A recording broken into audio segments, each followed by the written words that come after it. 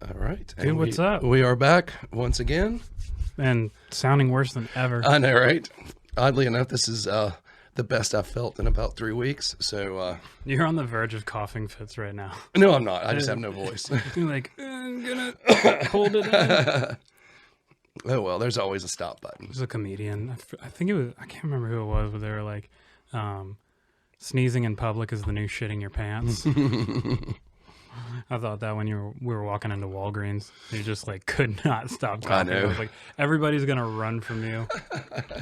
That's the crazy thing about these times now is you can't even be sick without it being like if you told any single person that you know and you're like, sorry, just feeling a bit under the weather, they'd be like, is it corona? Is it COVID? Like, I know, right? Just, like there's other shit still out there. It's called seasonal allergies, you know. Gotta edit. Shooting, god darn it. I can say God, I think. I can say God darn it. Yeah, that's, I think Ned Flanders says that. Yeah, so. that'll be my new pivot phrase. Now I'm starting to get on the verge of coughing. It's okay. Please excuse if you hear our cough drops on our teeth. That's the only way we're going to get through this episode. Yeah, those of you who live in the South will understand. Oh my God, this is going to be horrible. Horrible. If you're super into ASMR, you'll really like this episode. So here it is. All right. That's the ticket. I didn't bring mine, but I don't believe you then. There's my good Samaritan card. Got the bruise. Oh yeah, that's proof. That's proof enough. So yeah, I got my. That's gnarly. I know, right? Jeez. Mine did not flare up like that, but I was, got the shot, felt okay, and then 4 hours later, like I was on the couch, covered in a blanket, shivering, felt really sick, muscles achy. I had to get Sam to get up and make me a cup of tea. I mean, I do that every night, but no. Yeah, that was just normal. Woman? Yeah. Getting there. Tea time. No, and then I went to bed, slept okay, and then the next day was fine, so. Yeah, I mean, I was fine that day, actually. That afternoon, we went out and had a couple of beers. What is funny, though, on my way back from getting my vaccine, I was in an Uber, and, of course, I had a coughing fit almost to my house. Yeah. So I'm trying to explain to my Uber driver that I had a scratchy throat and it was allergies, and I know he wanted to believe me. Yeah. And I was finally like, we're a block from the house. I was like, you can just let me out. I said, I am so sorry. Yeah. And then I ended up tipping him. I was like, I just feel sorry for this guy. Yeah. He was just trying to make some money, and he's got some guy coughing his lungs out. He's armor all in the fuck out of that car. He probably burned that minivan, but I was just. Did you sit in the back row? Actually, this is what's so funny is his door was broken, so I had to sit shotgun with him. Oh no! So I was sitting right next to this poor guy, and and I could just see the fear in his face. Oh, it was one of the minivans with the slide door only on one side. Yeah, I always thought that was the stupidest design. Who came up with that? And why? That was how they were forever until maybe like 20 years ago, I guess. I guess even like the bigger vans, like the actual vans, they only have the door that opens on one side. I've ridden a lot of those passenger vans over the years. Yeah. Those were coming out when I was a little kid, like the big vans, the ones that said free candy on the side. Mm-hmm. Those were fun. I always got something out of it. Yeah. What I love about this podcast, it really stirs up the suppressed memories. So, speaking of being sick, I learned a new trick this week. You want to hear about it? Sure. Apparently, and this has happened about 4 times, I'll get into such a coughing fit where I will actually black out. Yeah, it happens. I'm only blacked out for like a couple of seconds. Pass out? Or pass out. Like on the floor? Like literally, like the second time I woke up on the floor. Oh my God. In the middle of the night, and I was like, I don't know if that's allergies, man. It was just I figured out what it was. Oh. I was holding my breath when I started to cough. Oh. Because I just like going for a space monkey ride? Yeah. Because I thought that was going to help me not cough as much if I held my breath when I started coughing. Mm-hmm. But then I start coughing so bad, so I'm not breathing. Yeah. So your brain runs out of oxygen, and the first thing it does is shut off. Yeah.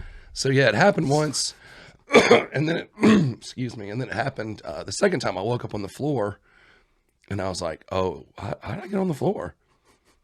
It happened a third time, and then 2 nights ago was the last time it happened. It was the first night I was able to sleep in the bed, and so Trish was still kind of awake, so I was asleep, and I start coughing, and Trish like hears this ruckus. She gets up and turns on the light, and I'm on the floor, and she goes, "Jonathan, are you all right?" And I woke up, and I was like, "How'd I get on the floor?" And Trish said, "You just went flying off the bed." Oh my God. She goes, "You passed out." But then I thought about it, and I was like, when I start coughing, maybe I shouldn't hold my breath. Yeah, maybe you should keep the oxygen and blood supply going to the brain. So since I figured that out, it hasn't happened since. Health tips from the Humphrey. So yeah, Coughing, just hold your breath. hold your breath, and you will wind up on the floor and not know why. So that was not a not so funny, but funny story. Yeah, that was a big thing, and not really my generation, but like the kids that were just a little bit younger than me. So I guess still in my generation. But do you ever hear of Space Monkey? It might have been around for a while, but we also grew up with YouTube, so that was when. YouTube made it big. So what these kids would do is they would hold their breath essentially, or they would like sit down on the couch, hold their breath, and they get up and sit down and get up and sit down. And like, there's so many videos of people crashing through glass coffee tables and stuff like that. And, actually, a kind of interesting pivot point, just being sick, passing out, drug use from the last episode.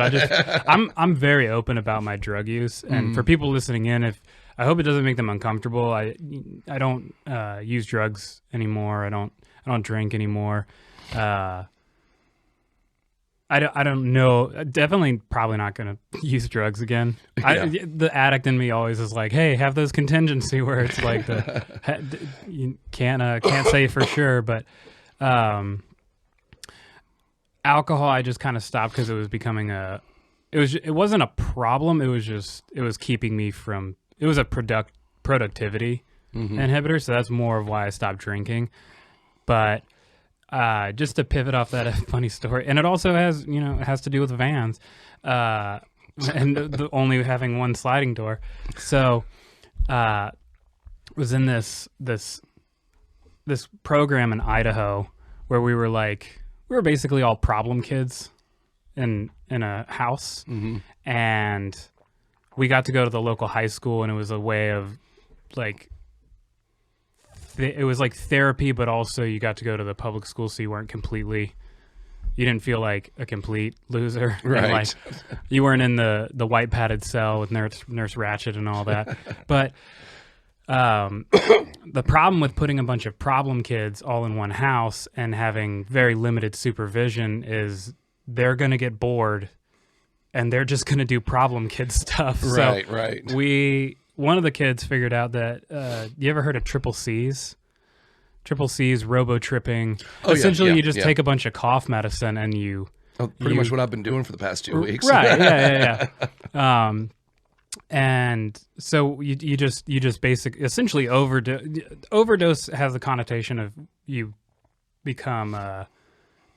you go into a state of narcosis. Overdosing is just you take more than the recommended dose.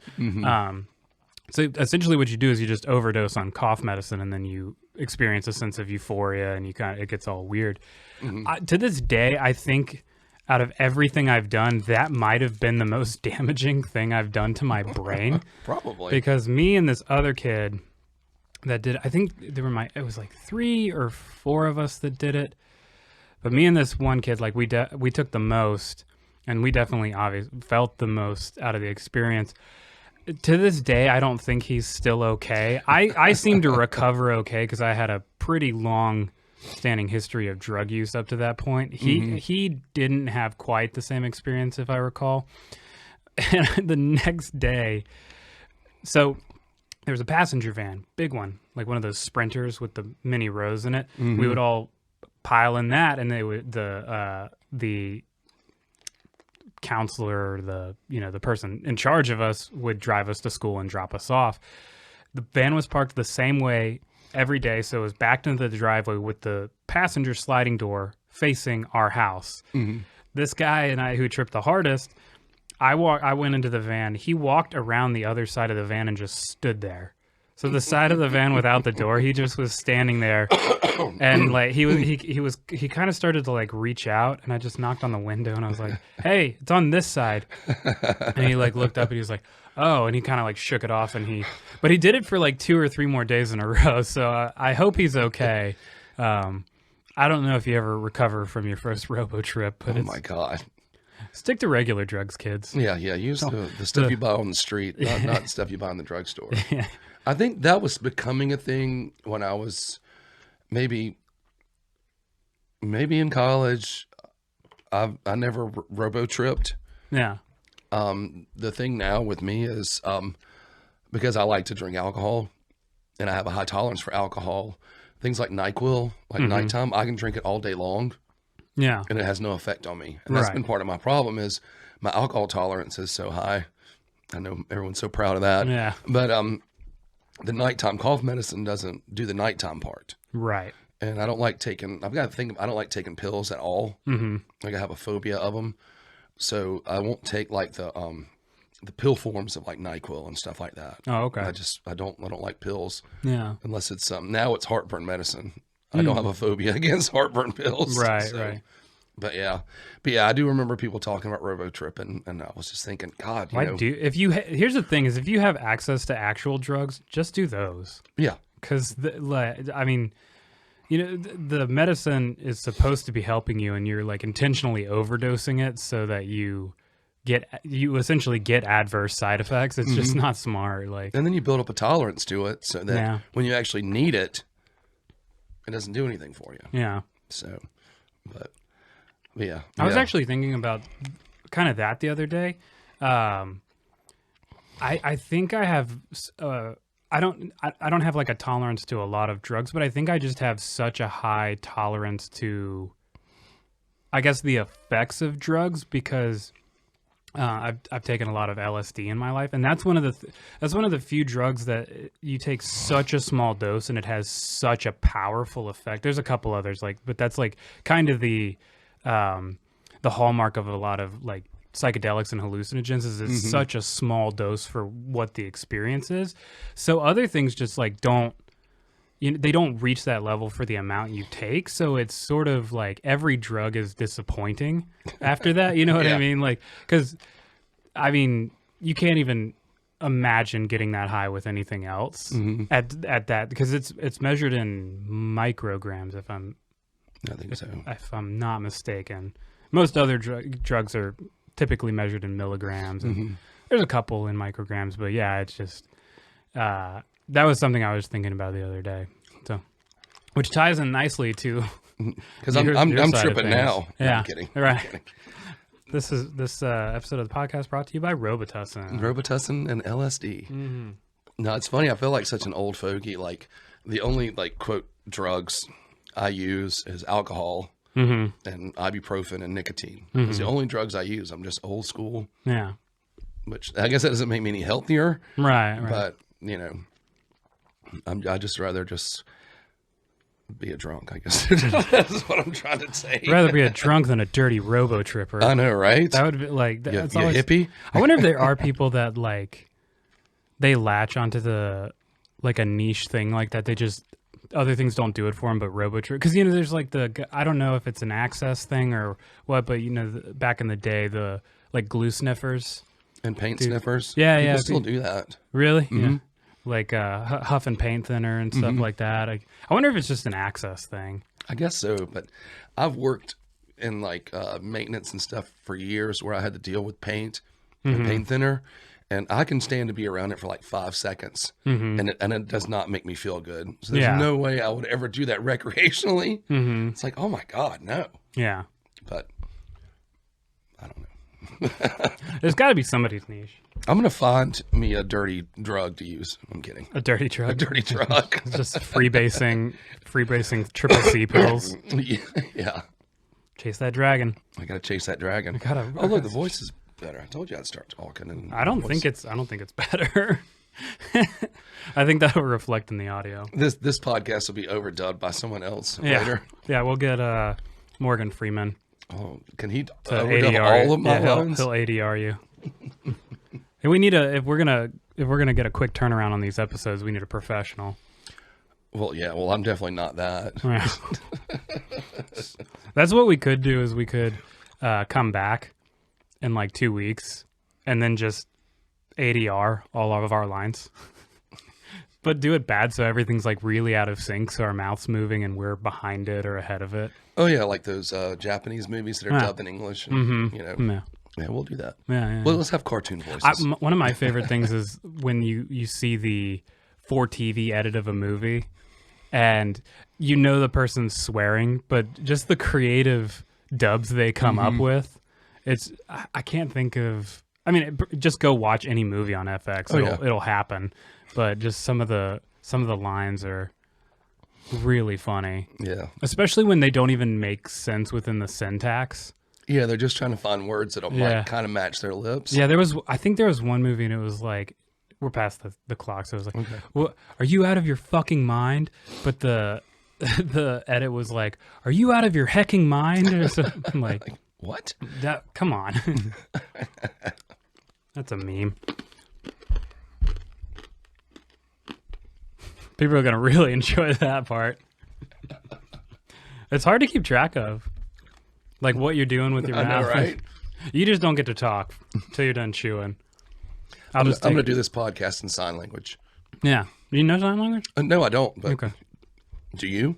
No. Then you won't know. Then I guess not. I'm going to do the rest of this podcast in Mandarin. Or I'm going to do it in Klingon. Okay. I don't know Klingon. I'd believe that you would know Klingon. I don't. Then that's insulting. I don't know why. I just, like, it would not surprise me if you were a Trekkie. I'm not a Trekkie. No. Nope. Star Wars? Yeah. Star Wars. I like Star Wars. Yeah, I'm a Star Wars fan. That was my generation. The original Star Wars, not anything that came after. The prequels are rough. That's my generation. Yeah, they're horrible. Sorry. And I'm sorry the sequel trilogy was not very good either. So, you didn't like those? Yeah. I thought they had a strong start and kind of a meh finish. Yeah, it seemed like they were just determined to kill off all of my favorite characters. Mm-hmm. And they did. So I was confused so the one they were filming, or they had finished as Carrie Fisher died. They had that really cool moment where they could have killed her off. Yeah. But then they kept her around for the other movie, and it was all CGI and weird, and it was just like you could tell it was like pieced together. Yeah, it's sort of like. Did you ever see? What was Bruce Lee's last movie where he died during filming, and they had the like. Yeah. They cut him but it's all like it's a double, and it's always from like the back and like a bad angle, and you know it's not Bruce Lee. They even used like shots of his actual funeral. Oh yeah. What was that movie? Oh, was that oh gosh, I had it on the tip of my tongue. It wasn't Enter the Fist. No, Enter the Dragon. It wasn't Enter the Dragon. It wasn't Enter the Dragon. I was thinking Kung Pao, Enter the Fist. I got confused. I know. Great movie, by the way. Yeah. I can't think of the name of it now. Oh, I have Wikipedia right here. You have the internet. I'll look up Bruce Lee. Your password's 123. Hey man, that's my ATM Some password. Some Romanian hacker's gonna try it. Let's see here. Bruce Lee.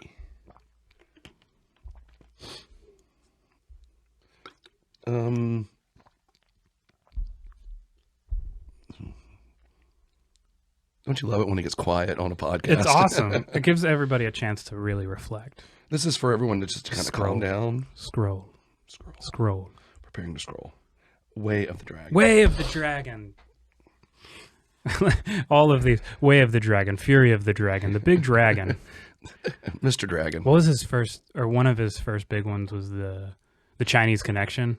Was that it? That was one of the first ones that hit the U.S. I don't think it was the first.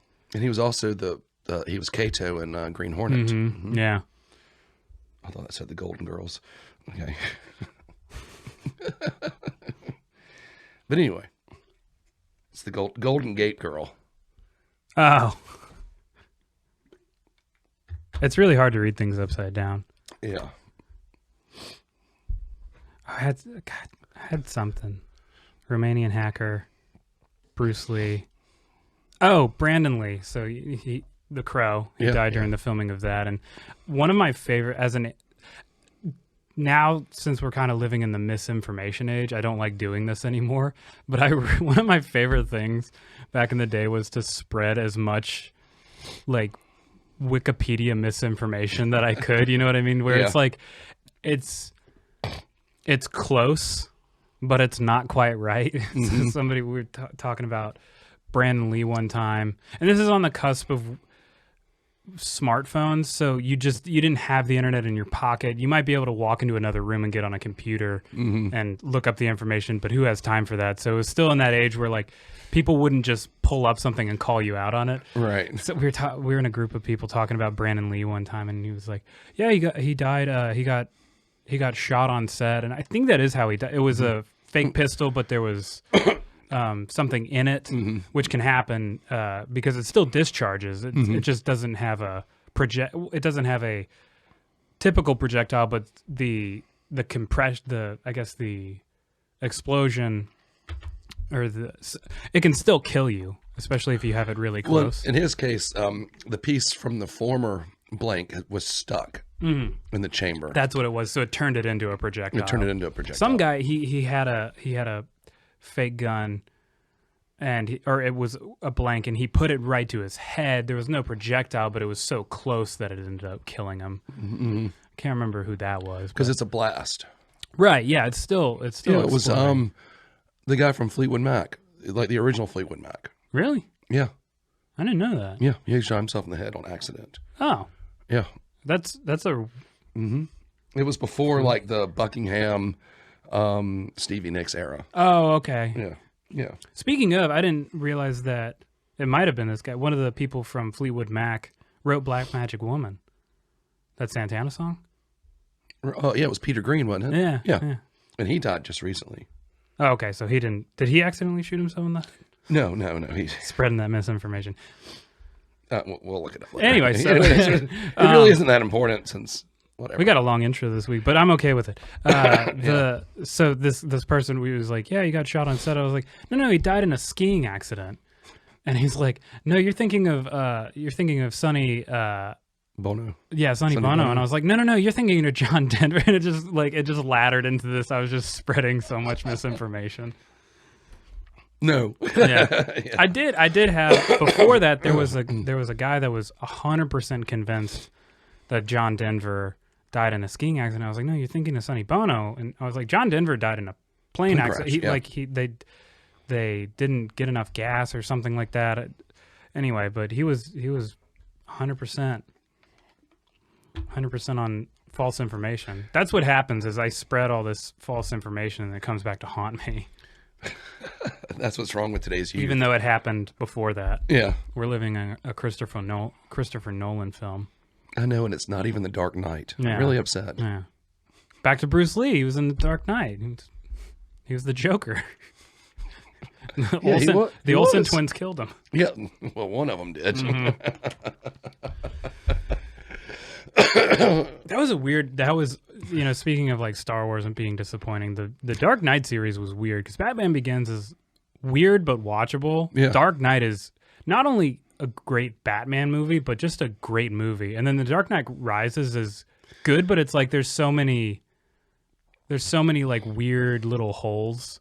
Yeah, it wasn't a great finish. Yeah. And I love like the first two, and I'm not even really a big fan of Batman or any like comic book character movies, but because the movie was so well done, and I love Christian Bale. I mean, ever since I saw American Psycho, like anything he's in, I'll watch it. Yeah. I just think he's such a great actor. It's a shame he killed that guy with an axe on set. Well, we were all tired of Jared Leto. Yeah. Was that Jared Leto he killed? Yeah, he killed Jared Leto, and then he became the Joker. Look how this just went completely around. There's so much synergy in this podcast. So, I feel like Jared Leto like always gets the shaft when he dies in movies, like Lord of War. I didn't see that. You didn't see Lord of War? That's pretty good. Well, he didn't die in Fight Club. He just got his face completely destroyed. I like to think he died in Fight Club. I would too. No, he's at the end. He comes in. He's one of the dudes in the building. Yeah, that's like, sir, you okay? He's still alive, but remember his face was pummeled so bad. Mm-hmm. And I was thinking of Fight Club the other day. I love that when movie. he gives her the breast exam, And then what was the line from it that I was really thinking of? Oh, they're arguing about which groups they're gonna go to, and he's like, "No, I need brain parasites" or something like that. And all the people like look at him, like looking at him. Yeah. It's an interesting movie. Good book too. It's a great movie. Yeah. I just read Invisible Monsters by Chuck Palahniuk. I don't know if you've read that. No, I haven't. That gets deep into like the trans and homosexual community, and it's really well done, but it's haunting. Interesting. I'll have to put that on the list whenever I get to reading. Yeah. Have you read The Ghostway? I know. I was just about to tell you. I was should. going to read it this week, and because I felt so bad, I couldn't like concentrate. Yeah. And I wanted to like sit down and be able to read it and like take it in. Yeah. So I apologize. No, that's all right. It is on my list. Yeah, I think you'll really like it. On top of the list. Talking about haunting. Yeah. You really like that. Very haunting. Let's get into the music. We have a podcast to do. We should do like an offshoot of this though, where we just sit down and just talk about bullshit. Mm-hmm. Just like spread misinformation. Yeah. Talk about our favorite movies, but have the wrong people in them. Shall you flip? You flip? Oh yeah, I'll This flip. Your first time flipping. I'll flip. This is No, you flipped. I flipped last week. Yeah. Okay. What do you want to?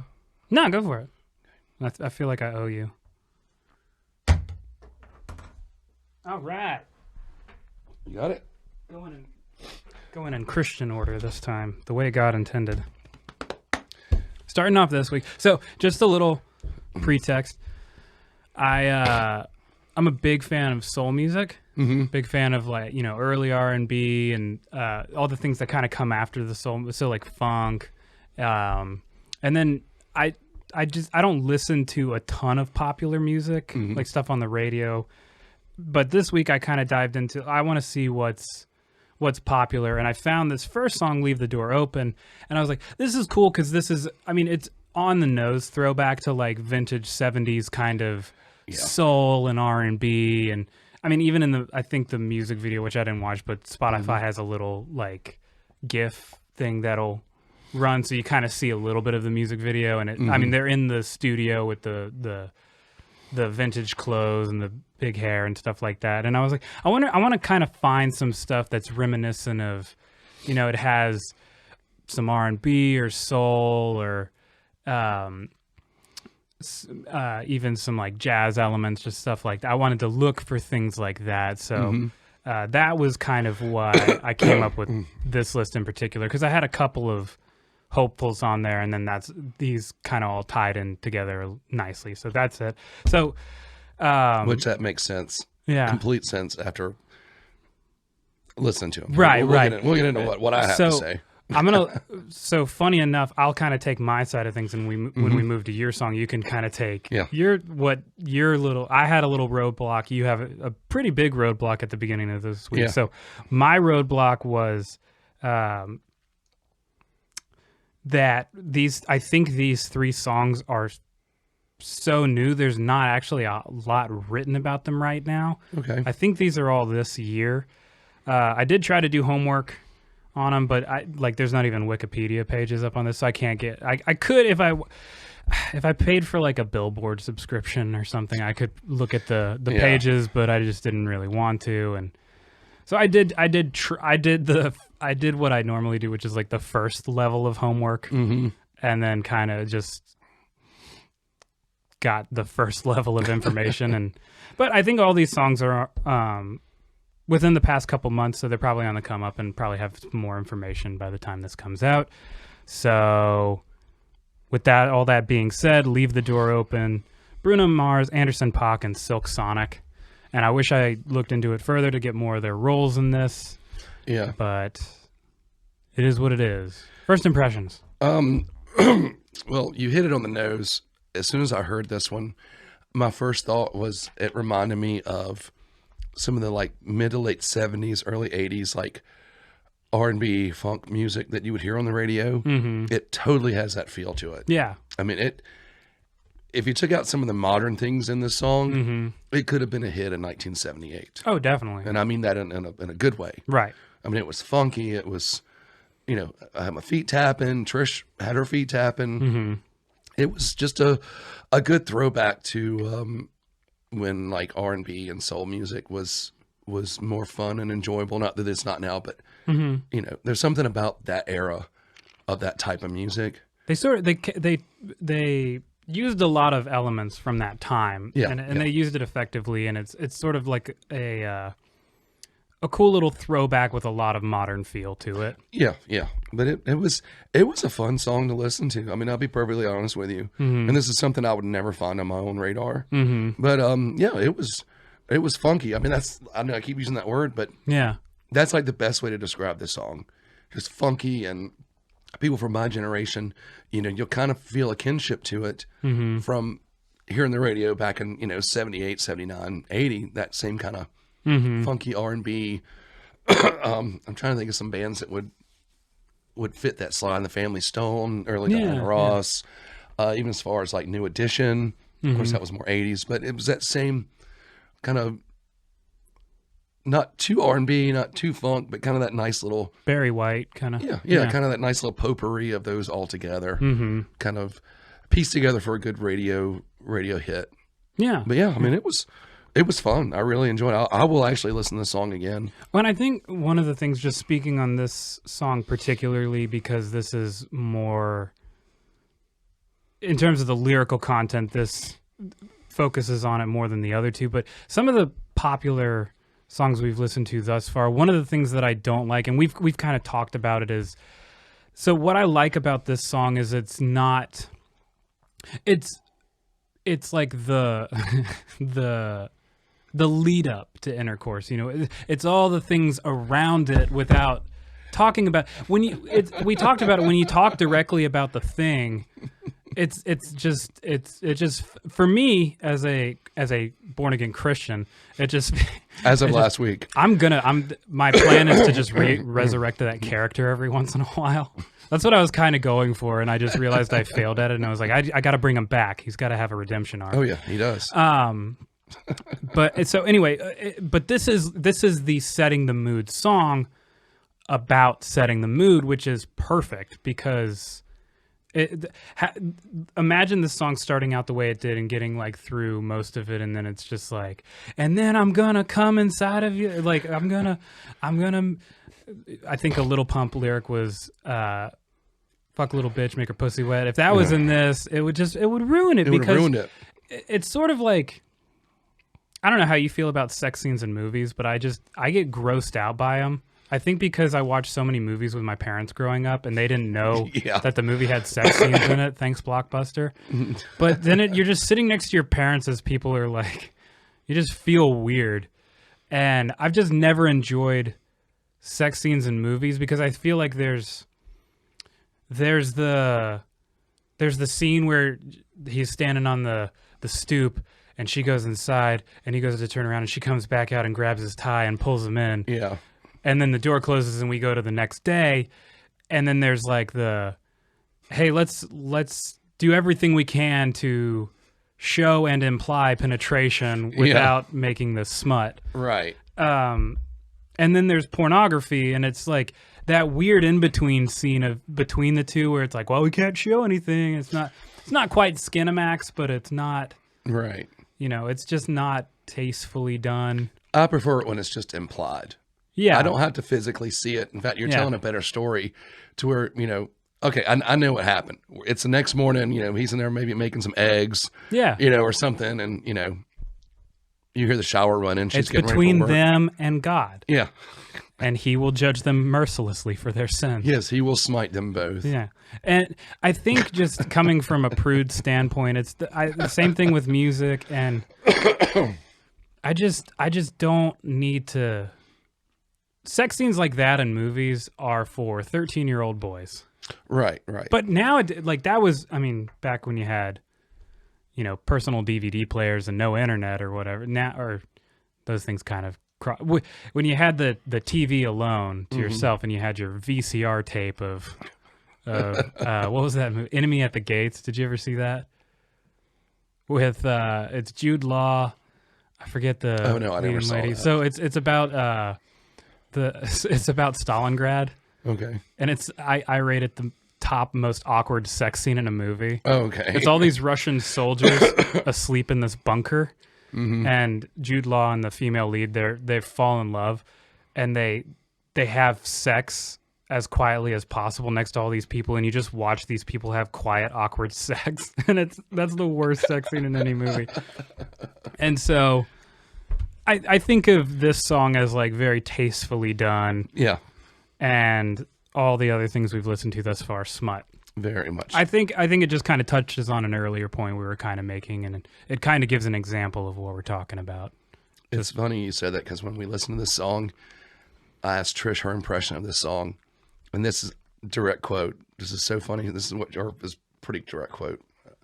But she said, "This is the kind of song you listen to while you clean the kitchen, and when it's over, you take it to the bedroom." That's right. Yeah. And I'm like, that's exactly what you just said. Baby making music. So I'm gonna probably play this song when I get home. There you go. Yeah.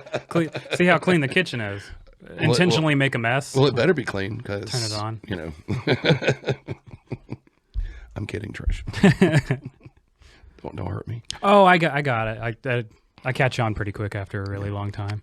Yeah. Okay. But yeah. So Putting it to bed. yeah. Yeah. Recommend it to everybody. Yeah. Every single person. It's fun. I would totally recommend this song. I think it's really well done. I really liked. I'm familiar with Bruno Mars and Anderson .Paak. Haven't heard a lot of. This was the first time I heard of Silk Sonic, so I look forward to looking into him, she, they more. Yeah. So yeah. Fun stuff. Your turn. All right, let's flip it over. All right, so I kind of had a theme going with my 3 songs, and I'm sorry these are such Debbie Downers. Super Debbie Downers. But whatever. So, but I hit a roadblock with the initial songs, which it's totally fun. I had another song from this artist picked out that was more fitting with the theme, but I think this one is also pretty fitting. This is the song "Life Is Killing Me" by Typo Negative. Just to kind of give a little bit more of a pretense to what we're talking about. Mm-hmm. You went so deep with your deep cuts this week that I couldn't even find 2 of them. So that's why we had adjustments. So the first, the one by Typo Negative, the entire album isn't on Spotify. Everything else by them is, but that one album. And I think it just has to do with like a distribution dispute or something like that. Sometimes that happens. And I think they changed like record labels when they put that one out. More than likely, that's why it's not on there. And then your other one was a Velvet Revolver song that apparently was only available on the iTunes download. Which I didn't realize that. Right. So maybe the CD releases, I'm not sure. But so I couldn't find that one either. And kind of one of the points to the show is to have it available on the Apple Play, Apple Store, and Spotify, your podcast, and my right, your platform playlist and my platform playlist. So right, that's why we made we had the pinch hitters coming in. So which is totally fine. And I'll go ahead and spit the theme out because we'll get to it. These were last recordings by artists before they died, and the songs, oddly enough, were about dying. Yeah. So it's like a little bit of irony in it. So. Oh, that was the connection between the bands. Yeah. Okay. Mm-hmm. So who died in Velvet Revolver? Scott Weiland. Oh, okay. Yeah. And then Jill Janis from Huntress. Yeah. And then, of course, Lane Staley from Alice in Chains. And then Peter Steele passed away from Typo Negative. Oh, okay. And and did they just replace him? No. No, this is the last. The album I gave you was their last, the one that was not available on Spotify. Oh, Dead okay. Again. Dead Again was their last record. Oh, what about the song that we ended up going with? Life Is Killing Me. It's on their next to the last record. Oh, okay. So close. Close. Gotcha. Okay. And it was actually that was the last album that they did while Pete Steele was an addict. He cleaned up. This is the irony of the whole situation. He cleaned up, quit using drugs, quit drinking, got completely clean. They made that last album, Dead Again. Mm-hmm. And it was about his recovery and all that stuff. And then a few years later, he died of heart disease. Like, that's just irony right there. Yeah. Not the drugs, not the booze, nothing. It was a heart disease that got him. Yeah. But a lot of his vocals or lyrics are always kind of a dark, deep, either about death or really bad relationships. So, but Life is Killing Me is kind of a tongue in cheek song about, all the things you do to stay alive, but it's killing you. Mm-hmm. I mean, I think there's one line, doctors and thieves, they both wear masks, meat magicians, stuff like that. Overpaid meat magicians. Yeah, overpaid meat magicians. But yeah, just a good kind of rounded out song about basically life and death, coming from someone that eventually, unfortunately, would meet his death, and where doctors couldn't save him. Right. So that it's really more fitting on this song because it was about, more fitting lyrically, less fitting timing wise. Right. But we do what we can. Yeah. So, and I'm a huge fan of Typo Negative. So, I've always liked the humor and the deep, like, personal stuff that Pete Steele puts into his lyrics. I mean, he has a sick, dark sense of humor, but it just, the more you explore their songs and his lyrics, the more you kind of catch on to his like viewpoint of life. Mm-hmm. So your thoughts, kind sir?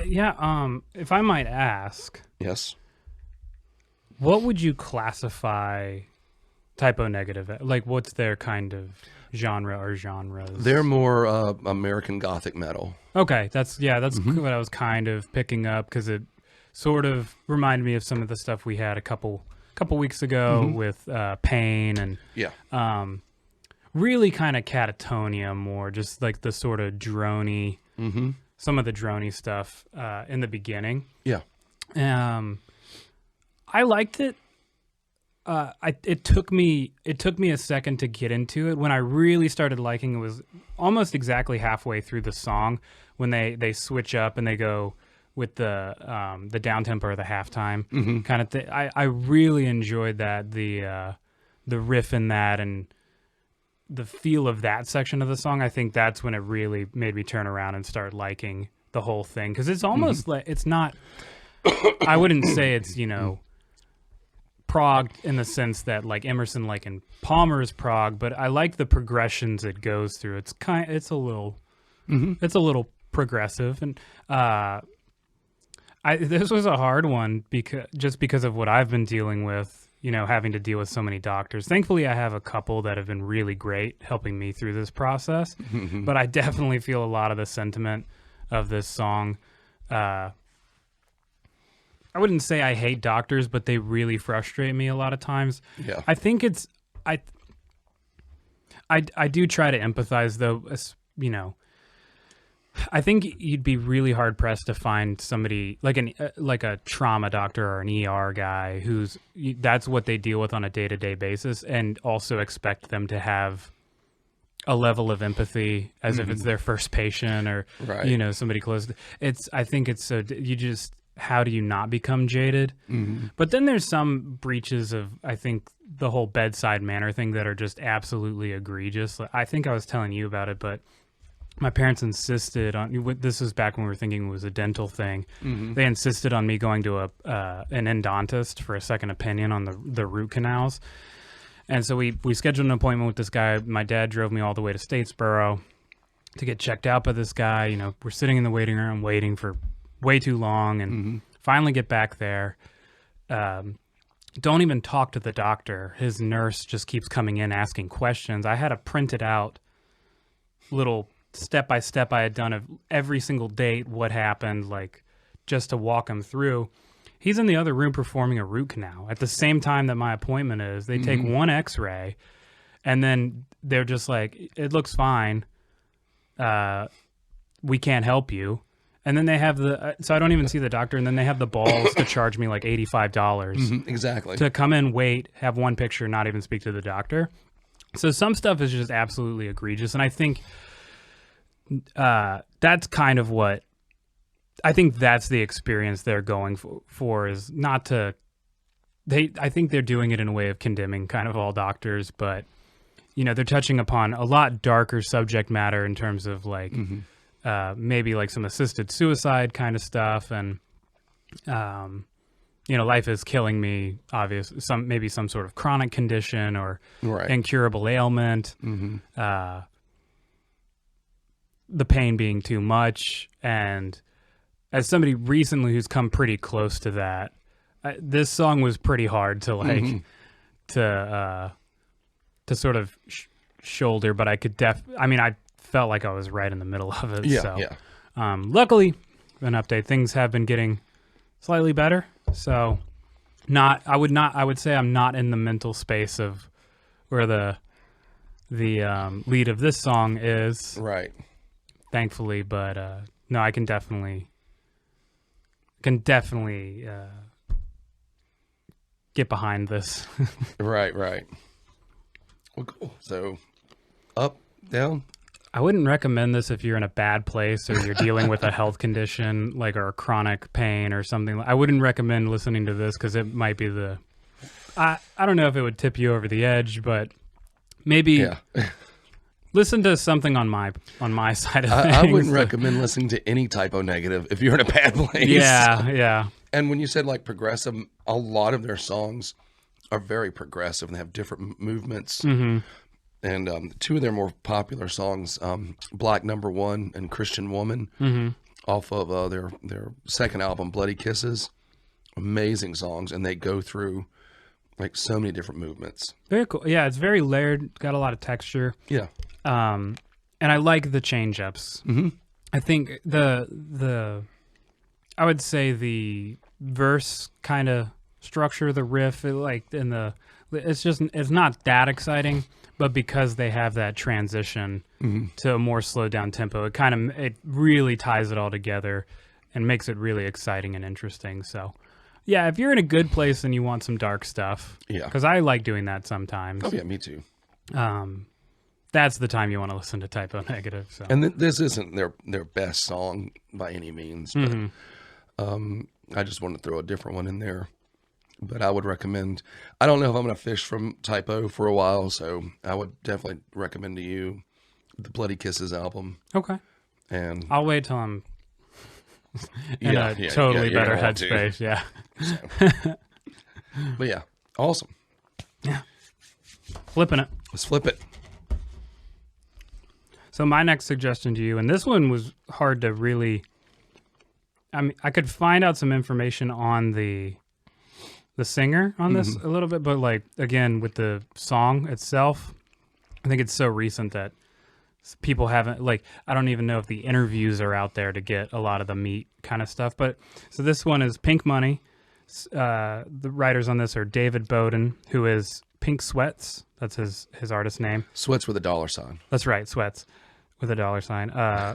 Kenneth Wright, Raphael Sendik, Warren O.K. Felder, William Zare Simmons, or Simons, however you want to say it. So anyway, if you type in Pink Money on Google, it takes you to Pink Floyd's Money. I typed in Pink Money Billboard, and everything that came up was like Pink Floyd Billboard, like, because they have stats on that. I think Dark Side of the Moon spent most weeks at number 1.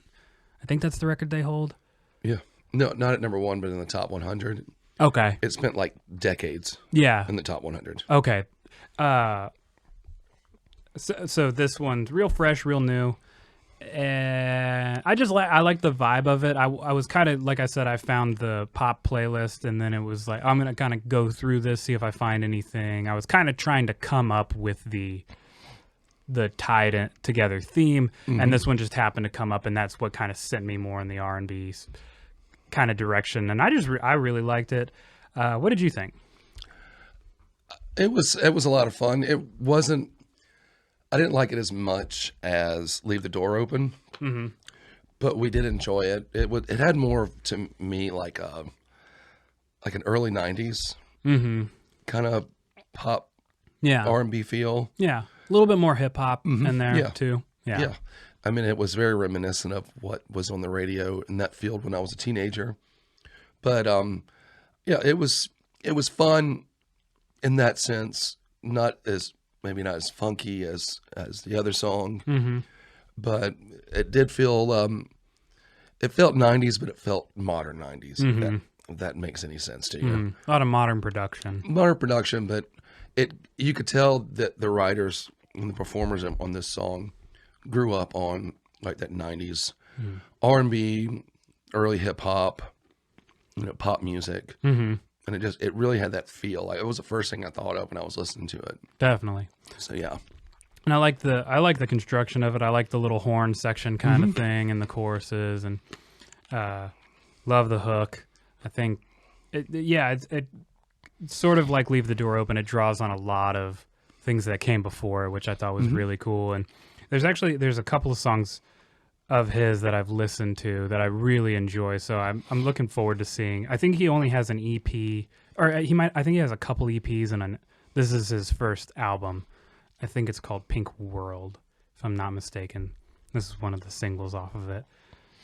Yeah, I really enjoyed it. I think it was just kind of like a fun song, like just a little kind of feel good, show offy kind of when you're feeling yourself. Not like we are today. No, but, maybe in a couple days, we'll be listening to Pink Money, hollering at Scat Girls. Well, maybe not me, but yeah. With the what's that TLC song like? Scrubs. Yeah. Hollering at me out of his friend's ride or whatever. The passenger side. That's what I was trying to. That's where I was trying to put us at. It was like we got like the white collared shirts on, open with the chains. And riding around listening to Pink Money, yelling at yelling at people we shouldn't be yelling at. They're like, hey, somebody's dad is here. Yeah, like. Oh man. So, yeah. But yeah, once again with this song and with Leave the Door Open, you could tell their influences, but they did it right. Like a lot of people will produce music that will sound like something from 2 or 3 decades ago, and it just kind of sounds like a retread. Like they don't do it well. Sure. With Pink Money and the song before it, they really complemented that sound. Yeah. The way they did it. Right. And they did it right. Sure. Yeah. So yeah, it's made sort it fun. of the spectrum is, what is it? It's inspiration versus like plagiarism. Right. And you can kind of fall somewhere in that spectrum, and that's what I like about a lot of these is you get the influence. I mean, Leave the Door Open's very on the nose with the music video. They're not trying to pretend like they're inventing the sound or anything. Right. But I feel like they were all falling on the more inspirational side of the spectrum, which was really cool to see that people are currently throwing back to these things, but also still trying to do their own thing with it without absolutely ripping off, artists. Well, yeah, making it your own, but sure. There's something I was thinking about. There's a theory of thought that you can't think of anything that doesn't already exist. Mm-hmm. And so I was kind of thinking because we try to use the term like original, and especially nowadays when concerning art, it's so hard to be 100% original because everything informs everything. Yeah. So I think that's kind of the spectrum. You're just replacing words. It's like, let's say original and completely unoriginal, inspiration, plagiarism. It's kind of the two things. I think the more things you can draw from, the more complex the construction is, or like the more what's the word? The more versatile, like the more you pull from to kind of create, that makes it a little bit more complex. It puts it more on the good side of the spectrum where you're trying to make it your own. Yeah, it's not an absolute copy. Right. The more boiled down so like let's say you were like, I'm going to make this song sound exactly like Pink Floyd, and then you just lift a bunch of Pink Floyd stuff. Right. And like maybe you took from a couple different songs, but you were really listening to those kind of songs to make. it's going to come out and you're going to be like, oh, you just like ripped off Pink Floyd. Yeah. But if you take some stuff from Pink Floyd and let's say like Sonic Youth and whatever, you just pull from all these different little things and like, oh, this would be cool in this section. And you kind of like construct this thing pulling from a lot of different inspirations. That's when you kind of land on the better side of the spectrum, I think. It's more like if it feels like Pink Floyd, right, other than sounds like Pink Floyd. Right. Is basically, yeah. Sure, yeah. And that's what these two songs got right. It felt like that era. Yeah. But at no point did I feel like either one of them were like ripping somebody off. Sure. It felt like that era. You want to be, it's the kind of compliment you would pay to somebody, you know, who had just performed, being like, yeah, you kind of reminded me of like Pink Floyd, and like you kind of have all these little things to kind of pull on, versus like you don't want to talk to them because you're just gonna be like, yeah, you sound a lot like Pink Floyd. Yeah. Except they were better. No. Wildly more successful. Yeah. So yeah, I would recommend it. It was fun. Yeah, that's kind of what I was going for. Yeah. Nothing to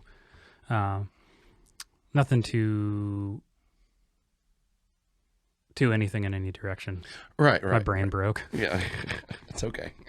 You see my brain It just broke. like the wire just sizzled. Just like ground it out. Shorted. Yeah. All right, flipping. Flip it over. All right, and continuing with our very happy theme.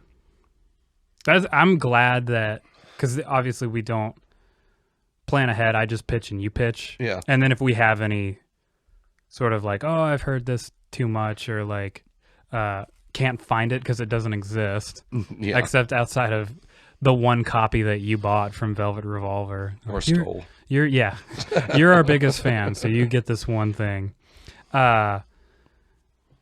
I liked that I had things more on the I would say the happier side of the spectrum. Yeah. Versus, like, it was a nice balance this week. It was. Now I do have happier stuff. I was just getting this. I know. For springtime hits, and For sure, it's yeah. a lot more happier music.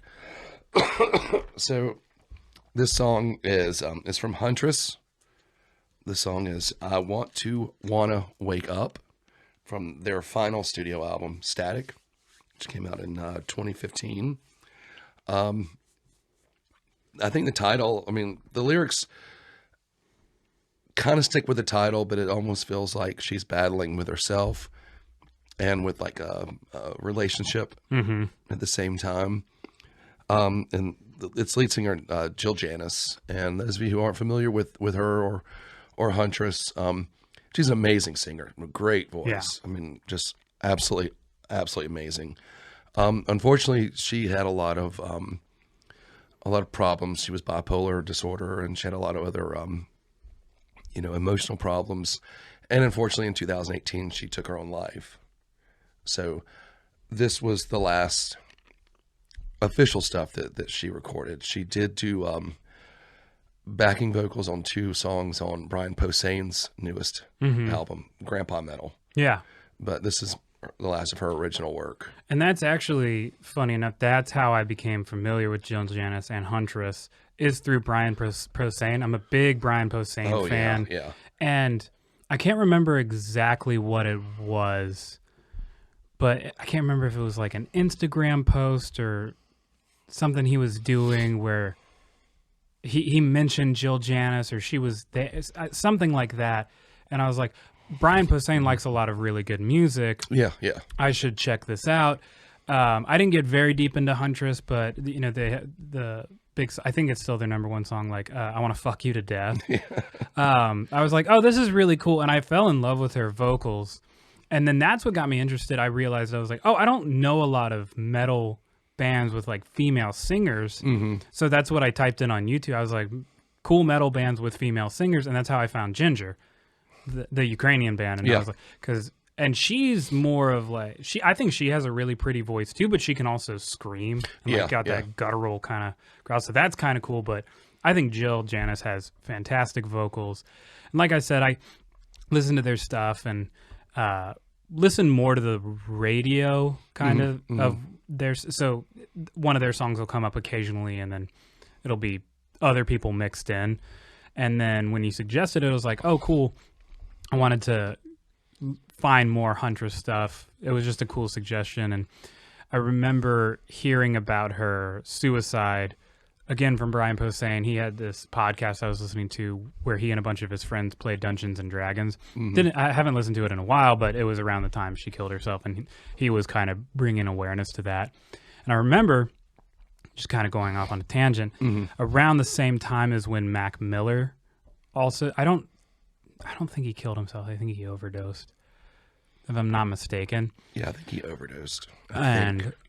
But I remember it's just my social media being flooded with people being like, "Oh, R.I.P. Mac Miller," like all this stuff, and then I kind of made a post that I regret, where I was sort of calling attention to the fact that there's so many. It was like it just felt like a popularity contest. And in hindsight, I shouldn't have said anything. It's not like it broke the internet or anything. I think three people saw it. But one thing it did help me out with, in terms of them passing, I realized that I just wanted out of posting when artists died. Yeah. Because I think our brains do a weird thing with social media, and when people we like die, even though we don't know them, we do this weird thing where we kind of like try to make it about us, or like, oh, I'm hurting today too because this person meant so much to me, and now I don't have. And to a certain extent, that is the reality. But you have to stop yourself from doing that, because essentially what you're doing is like, hey, it's crazy out there. Don't forget about me, kind of thing. And like one of the prime examples of something I really regret is like when Tom Petty died. I think I played Mary Jane's Last Dance on social, like I posted it, and it's just something. It's something at the time didn't seem wrong. Right. But it seems so foreign to me now. Like I don't even really feel like I know the person that did that. But it was absolutely contrived. I mean, it was absolutely like, how can I benefit off this person's death? And it's not in so much that that's exactly what I was thinking, but I think when people do that, there's a level of that, and you need to be aware of it. And it's sort of like, when Chris Cornell took his own life. Yes. All you would, if you typed in Chris Cornell on YouTube, it was just people covering for like, just, I think it's just this weird thing we do where, and I don't think it's not evil, and it doesn't come from a bad place, but I think you have to come to terms with it could be coming from a selfish place. Right. And that's absolutely what I was doing. So thankfully, by the time I had thought about it because I think Tom Petty was 2016, 2017, something like that. 16 or 17. It might have even been 2017. Yeah. Because I'm trying to remember. Because I have something that, and I think I told you about this. I'm not going to mention anybody's name or anything like that. I'm going to keep it very vague. But when Tom Petty did die, someone that I know posted on social media that day that was, Tom Petty's dying was like the worst thing that had happened all year. And earlier in that week was the Sandy Hook school shooting. And they kind of played it up to where like Tom Petty's death was the worst thing to ever happen. Yeah. And it probably was said without thinking about. Right. But again, this poor person got railed. Yeah. And They're again, like, you want to give them the benefit of the doubt. It didn't come from a bad place. Yeah, they weren't intentionally being like. But yeah, he wasn't saying Tom Petty's death is worse than the Sandy Hook shooting. No, he was not saying that. But the way that the viewing audience took it, and they destroyed him. Yeah, but again, I think that's a learning lesson in the same way what I figured out is a learning lesson. And by the time that this happened, this was actually the moment where I realized I and maybe even more recently, I had to look back on all these things and be like, I shouldn't do that anymore. Right. Because essentially what I'm trying to do in a weird way is like, you're trying to garner attention off of somebody else's passing in a way, if you really analyze it, if you really think about it. And it's like, you can say you're paying tribute to their music all you want, but really what it is it's topical because it's something that's happening. And it's like, that's the weird thing is like when somebody, like when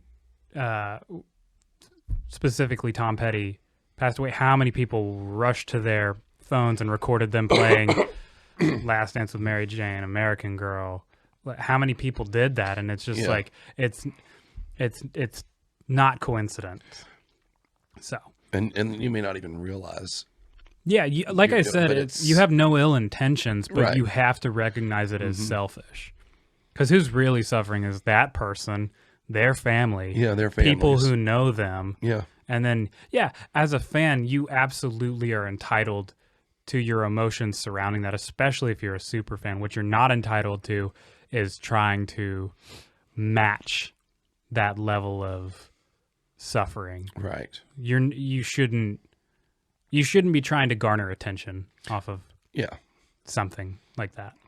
Yeah. That's why I try, like, whenever someone I know, like famous, passes away, which it seems to happen more often as the years go by. Yeah.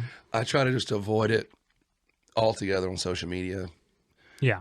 Just, I might, note that I know that it happened, and then that's it. Like, I don't have an opinion. I'm just like, I was a fan of this person, and then that's it. Yeah. And with her passing and with, you're talking about Mac Miller, who I think was a drug overdose.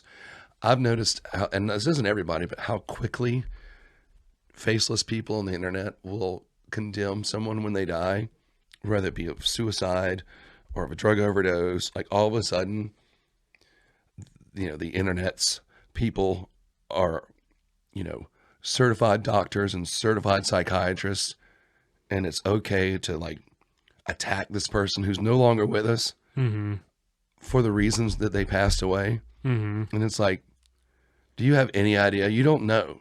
So don't say anything about this person. With like Jill Janis, she had a lot of hoops to go through. And even though I don't condone suicide, if I'd been in her shoes at that point, who knows? Yeah. So, and with, those who die of like drug overdoses, you don't know where they're at. Right. I mean, there's some cases where there are famous people who have died of drug overdoses, but it's like, you've had 1,000 opportunities and you just won't stop. And I'm thinking of one in particular, but I'm not going to name him out, who had 2 decades to clean up his act, and he still died of a drug overdose. And when he died of a drug overdose, nobody was even surprised. And this was a very famous singer in a band that is not on our list today. But everyone was like, yeah, I mean, we figured. Yeah. But I don't know where I was going with that. But anyway. No, that's okay. But yeah, but it's like, just, you don't know. You don't know why this person did what they did. Yeah. Don't try to put, don't try to be their judge. And also don't try to make it about you. Like, oh, I'm going to record a cover, a sorry cover of American Girl because Tom Petty was my fave. And I love Tom Petty to death and blah, blah, blah. Well, I bet his family loved him more than you. Yeah. One of the funny things I saw online, and I think it helped me come to this mentality, is when Neil Peart passed, and somebody made a post that was like, I bet you the most searched thing on Google right now is bands typing in, what easy Rush song is there to cover, kind of thing. Exactly, you know what I mean? Yeah. Like drummers typing in, like, or like drummers' faces when they're told they're going to be covering a Rush song at the next open mic or whatever. Yeah. And it was really funny. And that's sort of the thing, is like, you'll notice it with, you don't see swaths of people coming to cover when like a jazz musician dies, or like somebody with like real chops, like, like, oh shit, I don't know. Yeah, I know, right? See plenty of covers of Last Dance with Mary Jane, and again, there's no ill intent there, but it is sort of this thing when it's like, when the bar is lower in terms of how much you have to put into it. Yeah, yeah. Right. So, I mean, if I don't know if somebody, really worked and it wasn't the day of, maybe it was a couple weeks after and they put out a cover of a Huntress song or something like that with a band that they, were in, something like that. That would be feel a little bit more like homage. Instead of like, I gotta get there first. Yeah. So, it would be an interesting mentality if somebody who, like, had like a death pool of recordings of artists that they suspected were about to die. Yeah. And they're like just waiting, ready, and like, oh shit, Chester Bennington died, and they just put up their cover of a Linkin Park song. They have it ready, and it's like, this is really well produced. How did you get this ready in 3 hours? Like, news just broke. I'm that good because I loved him so much. I was sitting in the studio waiting. I was a true Linkin Park fan. Yeah. That was, and sort of talking about when you say people bandwagon, he had children, and that was something that I saw a lot. I was like, how dare he like leave his kids in this world? And it's like, yeah, imagine how he felt. Yeah. Where he was brought to that. Yeah, you don't know. Having the ultimate thing to live for. It's like, until you can really put yourself in their shoes, I think you should probably pass up on the whole judging thing. Yeah, because you don't know. Right. So, yeah. And with her, and I didn't see any like Huntress, people playing Huntress songs on the Facebook when she passed away. No, not a lot. Not a lot. And again, it's like, that's why it started feeling like a popularity contest to me. Yeah. It's just weird. Like, but to actually talk about the song. We did have a song we were talking about here. I really enjoyed it. Like you said, I got similar sort of things from the lyrics. You were talking about the narrator being in a lot of pain, but also dealing with somebody in a lot of pain. So I had a lot of connection with this song, especially the past couple years. If people don't know, my girlfriend, now fiance, was dealing with a chronic stomach issue. It took years to figure it out. We finally did in the summer, got her healthy. She's been doing 100% better. And it's just so strange that, she goes through her thing, and then 6-7 months later, now I start having this, what appears to be a chronic issue. And it's just sort of funny how life works. Because I was in the mindset back when she was going through her thing where it was like, I would really like to, I think I would rather be on the recipient end of the pain than being the person watching the person you're in love with be on the recipient end of pain. And then the universe turns around and is like, all right, let's test that statement. Yeah. Yep. So it's a song that I connected with really deeply, and I really enjoyed it. I think she's such a good singer. And like I've said before, the vocals can really make or break a metal song for me. Yeah, same and here. She just, if you're a metalhead or if you like heavier music, please check this song out. Check out Huntress, because this is a band that just shines. And sometimes they're a little on a little tongue in cheek, a little on the nose with some stuff, which is fine. But I just think of her as, like, in terms of her, people that sing the way she do, I don't consider them singers. I consider them like people who play instruments, but their voice is the instrument. There's only a couple of people that stand out like that, but that's another. They're not a singer; they're a vocalist. You know? Right. And she's a vocalist. She is, like, she's just got such strength in the way that she sang and range. Yeah, range. And yeah, I really enjoyed this song. Definitely recommend it to those particular people. Be in a happier mood. Yeah. But yeah, if you haven't explored them anymore, I probably won't dig from this well. Okay. We'll let Miss Janice rest in peace. Yeah. So let's post about it real quick. Yeah. Can we do a cover? Yeah. We're 3 years too late of her passing, but we'll just backtrack. We'll just wait till the anniversary, and then that's when we'll do. I see a lot of that. Like, Let me check the news. Somebody had to have died today. Yeah. So yeah. Fingers crossed it's not. That was morbid. Fingers crossed they have an easy song we can cover. Yeah. Anybody who's like really talented, don't die, because we really can't do anything for you. So. All right. Back to happier side of things. Not really though, because this song was kind of sad. Huh? Day 5. All right, 3, 2, 1. All right, and back. now we are back. Like we never left. It's like we were never gone. Yeah. So I might make a little like transition, like meow, like just a guitar wheel or something. yeah, like For when we take breaks. Yeah. Yeah. that sounded really terrible. I'm gonna actually just clip the audio from that, and that's gonna be our transition. Is you just going. Wee. All right. Haven't warmed up your instrument yet. Oh, well, easy now, fella. Yeah. I gotta put. Thank you. Yeah. Speaking of warming up instruments, Can you not hear me? huh? Can you hear me? I can hear you. It's just whether that can hear you. Okay. Yeah. Wee. No, I'm always watching. Like I can see the screen, and I can see when it's picking me up. I'm watching the screen. I know which one's me. Which one? The bottom one is me. You sure?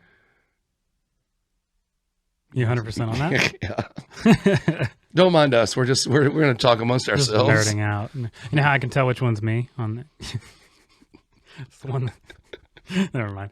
Welcome to our last podcast. Yeah. The band's breaking up. Yeah.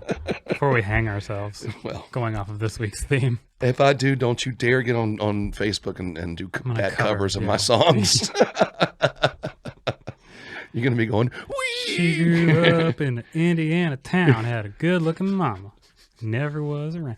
That's my favorite is when people, not that people do this when they die, or when artists die, but they'll really switch up the genre. Like they'll do like, I'm gonna do Tom Petty, Last Dance with Mary Jane, but with like a hip hop kind of thing, and then like that goes viral, and it's like, yeah, this is my reggae version of, yeah. That's always sometimes people do excellent jobs with it. Yeah, but most times they don't. Yeah. Hyperbole for comedy. That's right. So back Anyway, on this back to where we were at. sadder side of things. So the last one kind of, I think R&B music spreads the gamut of human emotion. Yeah. And so I kind of wanted to find something that was a little bit more on the somber side, not quite as baller friendly as Pink Money. So this one is Say It Over by, I think, Ruel. Yeah, I was saying Ruel. And Cautious Clay, which Cautious Clay. So the writers on this are Joshua Carpin, Mark Landon, Ruel Vincent Van Dyke, Sarah Aarons. So I think those are just most of the people. Are like Ruel is obviously that guy, and then I don't know which one's Cautious Clay, but I love that name. And here's something I wanted to talk, because I think it's an obvious callback to Cassius Clay. Yeah. So for those of you who don't know, Muhammad Ali, the famous boxer, his name is actually Cassius Clay, and that's actually the name he was under when he won the heavyweight title in Miami against Sonny Liston. Yes, it was. Have you ever? I don't know how big a boxing fan you are. I'm a dabbler. Mm-hmm. I like some old fights, but have you ever seen his post-fight interview from that Sonny Liston fight? And I think it was like 62 or 63. I think I have. I'm a fan of like that era of boxing. Yeah. Go back and watch it because it is fucking hilarious. Because this guy's like, he's this straight-laced white guy. He talks like this, and he's Cassius. He's trying to ask him questions, and not Muhammad Ali yet. He just does not care about what this guy's talking about. He's like, I shook up the world. I'm the greatest of all time. I'm 22 years old. I'm not even breaking. My face still looks pretty. He's just, Sonny Liston's a joke. And he's so juiced. And the guy's, he's like, that's great, Cassius, but he's like, I'm a bad man. It's so funny. So funny. He had such a larger than life personality. Yeah, he was like one of the first, well, maybe not the first, but one of the biggest rock star athletes. That's what I like to call them. Like how they're just out there. I mean, you gotta love him. And it sucks because I feel like at the time I didn't realize how polarizing he was, even before the Vietnam stuff. But so when he was fighting Sonny Liston, he was an underdog, and most people wanted him to win because that people really relate to that underdog mentality. Oh yeah. Or that sort of underdog archetype, and then he wins, and he he's, big and bold, and he's saying stuff like that. And then, the Nation of Islam, Elijah Muhammad, the leader, gives him his new name, Muhammad Ali. And he starts really leaning into that, talking about that in interviews and stuff. Like, not that he was like out there being their like number one spokesperson or anything, right. but it's something that he really believed in. And now, next fight, everybody wants him to lose. And I didn't realize, like, my dad was watching a documentary on it, and I kind of caught a little bit of that time period.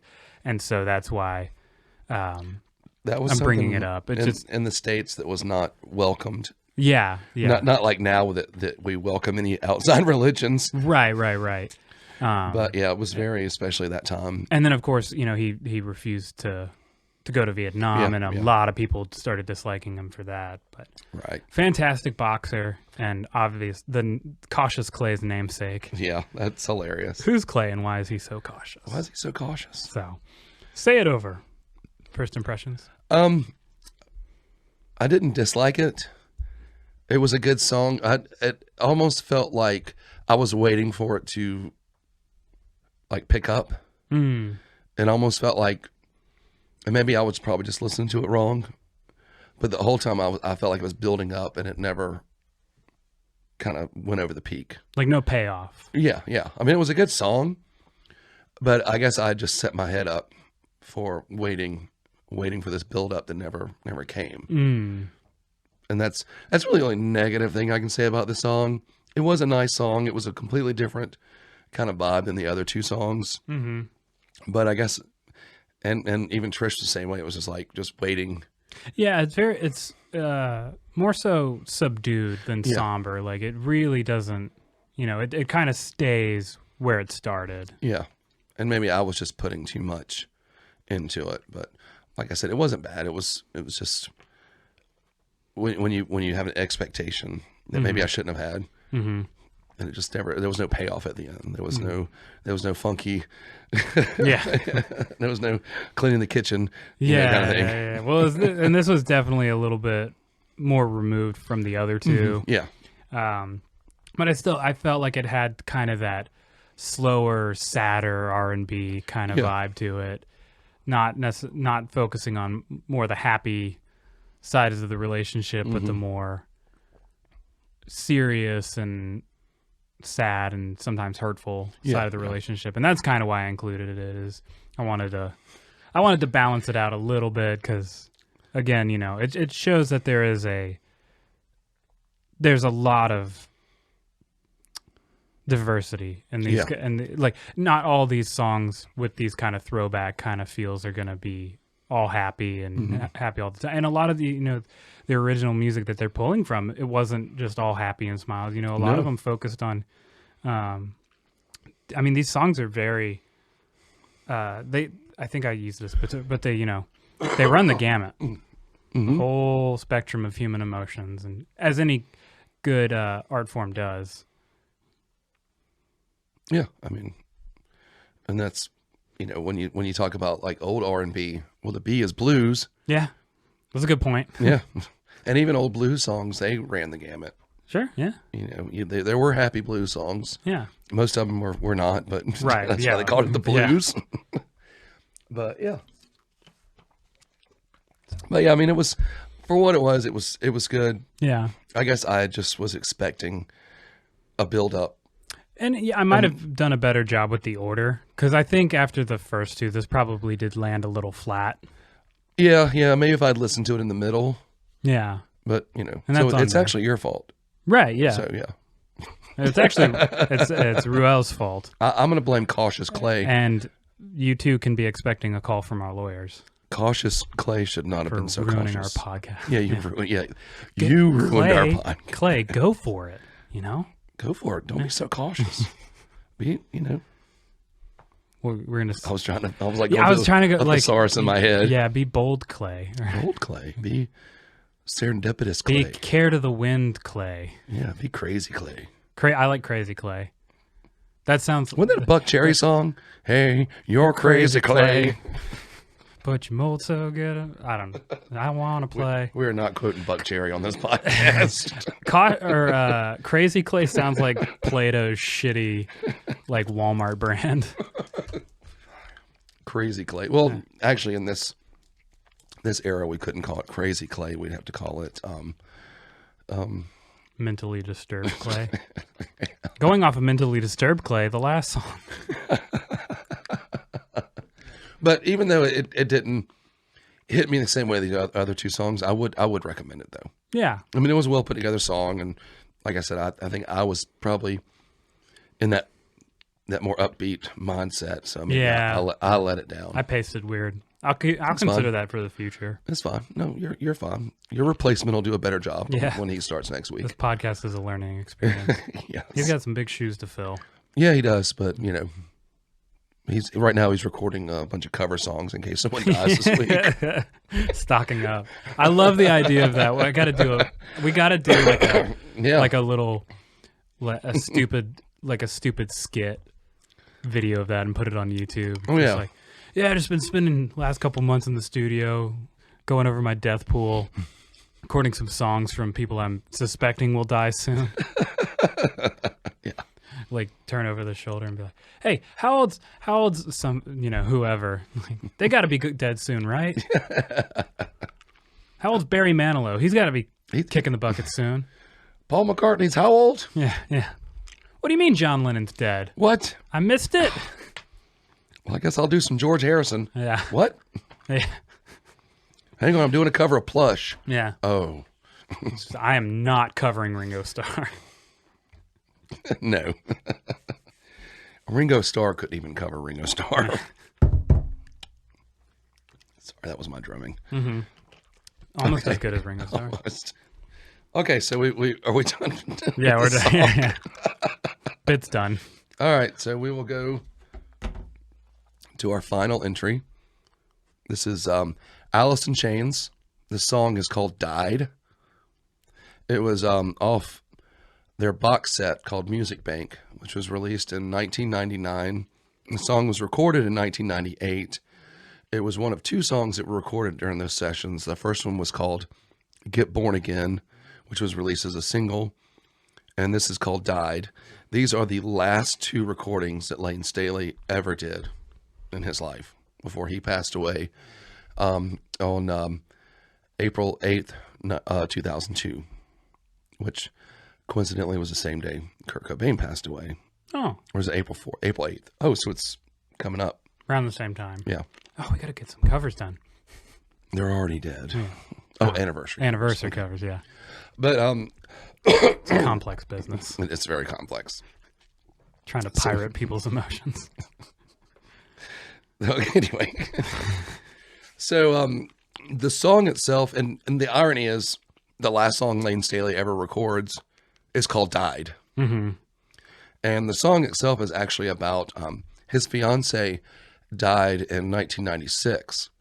And she died of actually a very rare infection or blood disease that is common with heroin addicts. Mm-hmm. So when she died in 1996, that was pretty much the downfall for Lane Staley. Mm. He never recovered from it. Of course, Alice in Chains never did anything in his lifetime after that. Mm-hmm. So, all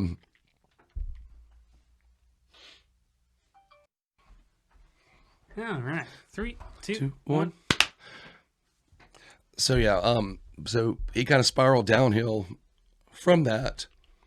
And, when Alice in Chains wanted to put together like a box set because they hadn't done anything in a while, Jerry Cantrell kind of got the band together and kind of gave Lane the music, and Lane was drawing from the only thing he had going for him right at that point, and that was mourning the loss of his fiance. So, and the song is about her, and if you go over the lyrics, it's really kind of dark and it's really sad. Yeah.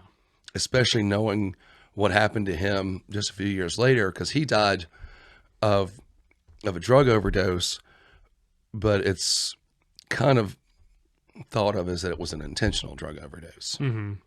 So, but it's like musically, it's such a heavy song. I mean, it's one of my favorite Alice in Chains songs. I mean, to me, that guitar riff is just so thick and just so heavy. Mm-hmm. And you know, Staley's vocals or lyrics are just, you know, you can tell the man is in horrible shape.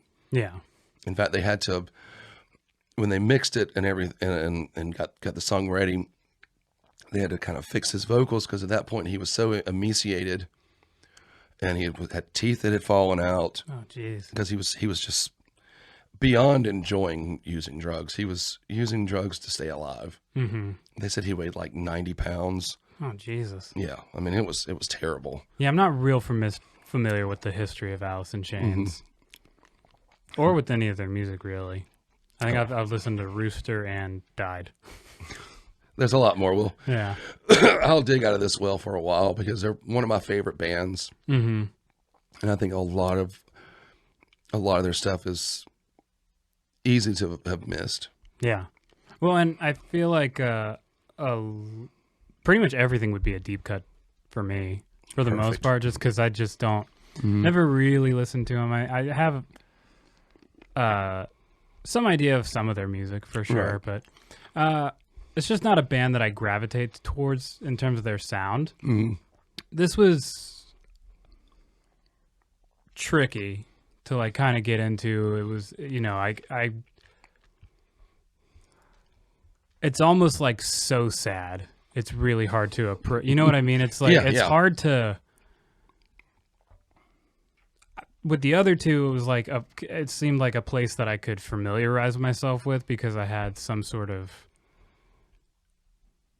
I guess like, I had something in common. Right, with what was happening. I had an empathy, but this is it just felt like the whole time is like this is something that I can't even come close to touching. I've lost friends. I really hope I don't ever get into a empathetic place with this song.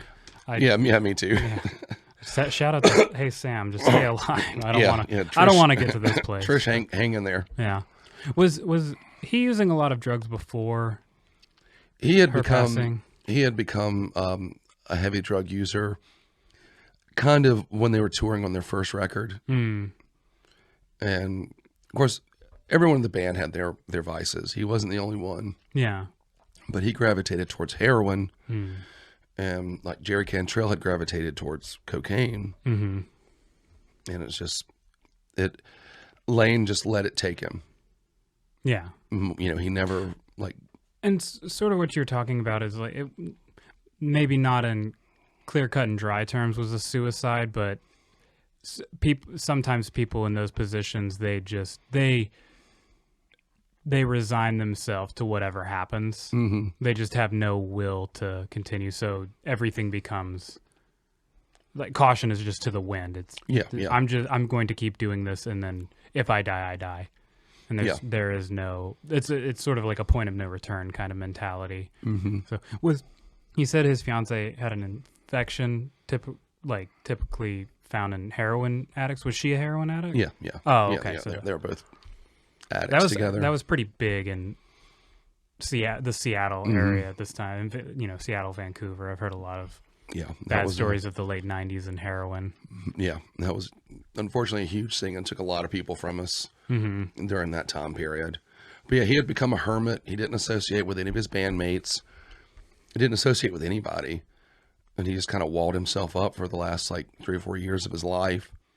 And the sad part is he was dead for 2 weeks before anybody even found him. Oh, no. And the only reason that came about was their accountant had noticed, or his accountant had noticed he hadn't drawn any money out of his account in like 2 weeks. And so his accountant was a little worried, phoned Lane Staley's mother and said, look, you know, Lane hasn't spent any money in the past 2 weeks. So she went over there with the cops and they kicked his door in and he was just laying on the couch. He'd been there for 2 weeks. Oh, God. Yeah, it's terrible. And just that story makes me feel how I felt listening to the song. It's like I don't even know what to do. I'm just like, that's just horrible. It's so sad. It is really sad. It's a level of sadness that I'm not familiar with, and it's just like I 100% do not recommend this song if you're in a bad spot. No, don't listen to this song. And the thing with his death was it was really, really heartbreaking because I remember getting the news when they found his body. Mm-hmm. And it's like one of those things where like I was really sad, but I was also so angry at him Mm-hmm. because it's like you had everything in the world. Mm-hmm. And, you know, it just wasn't important enough to you. And I guess you could think that about a lot of people who just, and I know I'm not judging him by any means. I know we talked about this earlier, but it's just how other people feel. But it's like you had the world, man. Yeah. Well, you're experiencing a complex emotion, but you're not running to the internet to grandstand about it. No, and I think that's the difference. Because he had gone to a loss that, you know, I've never gone through, and I hope I don't go through. Yeah. And Trish and Sam, stay alive. Yeah. Please. So there's, you know, I can't know where he was coming from. Yeah. So, you know, and I was only being angry, I guess, because I was being selfish. Like, I'm never going to get to hear any of his music again. Yeah. You know, one of my vocal heroes is gone. Yeah. And it could have been prevented.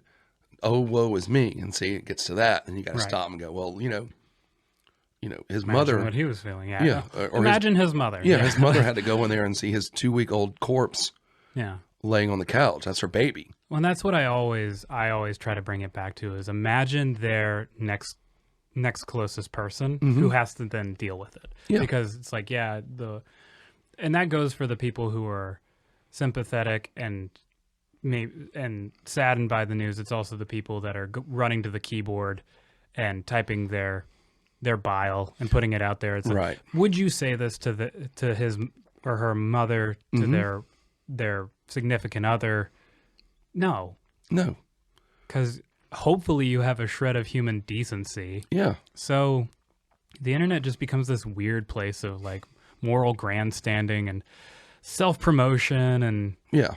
it just feels so weird. It's like, if it had been me, I would have blah, blah, blah. Well, you don't know that. Right. You don't know until you're in that situation. Well, and you know, so many people they well, he should have sought help.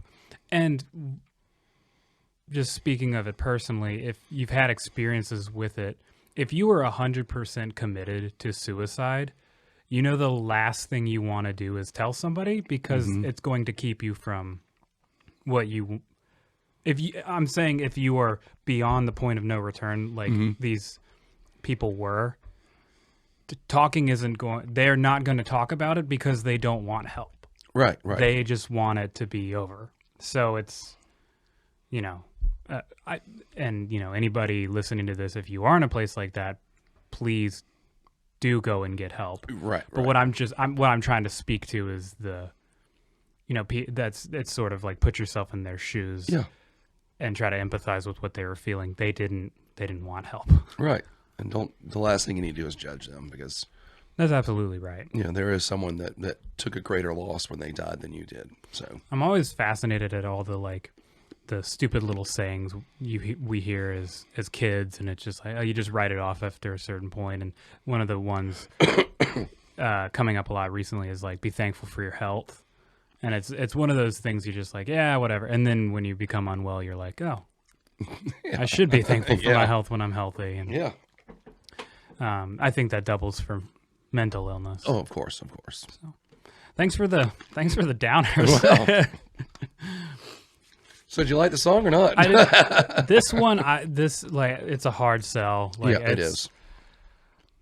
I tried to sit with it, and it almost made it worse. Mm-hmm. I had a pretty good idea of what he was talking about. I didn't know if I knew that it was something beyond a friend. Mm-hmm. I knew it was like,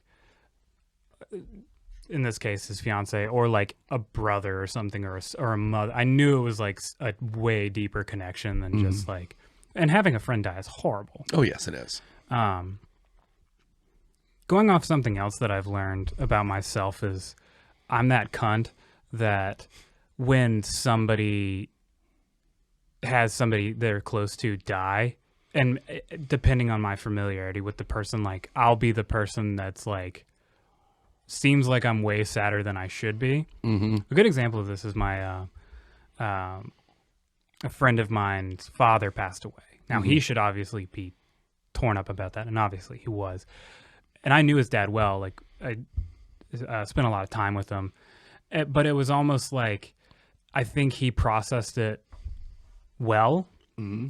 And I've had friends die, close friends die. None from suicide that I'm aware of, but all seemed like preventable accident. Like a lot of them car accidents. Yeah.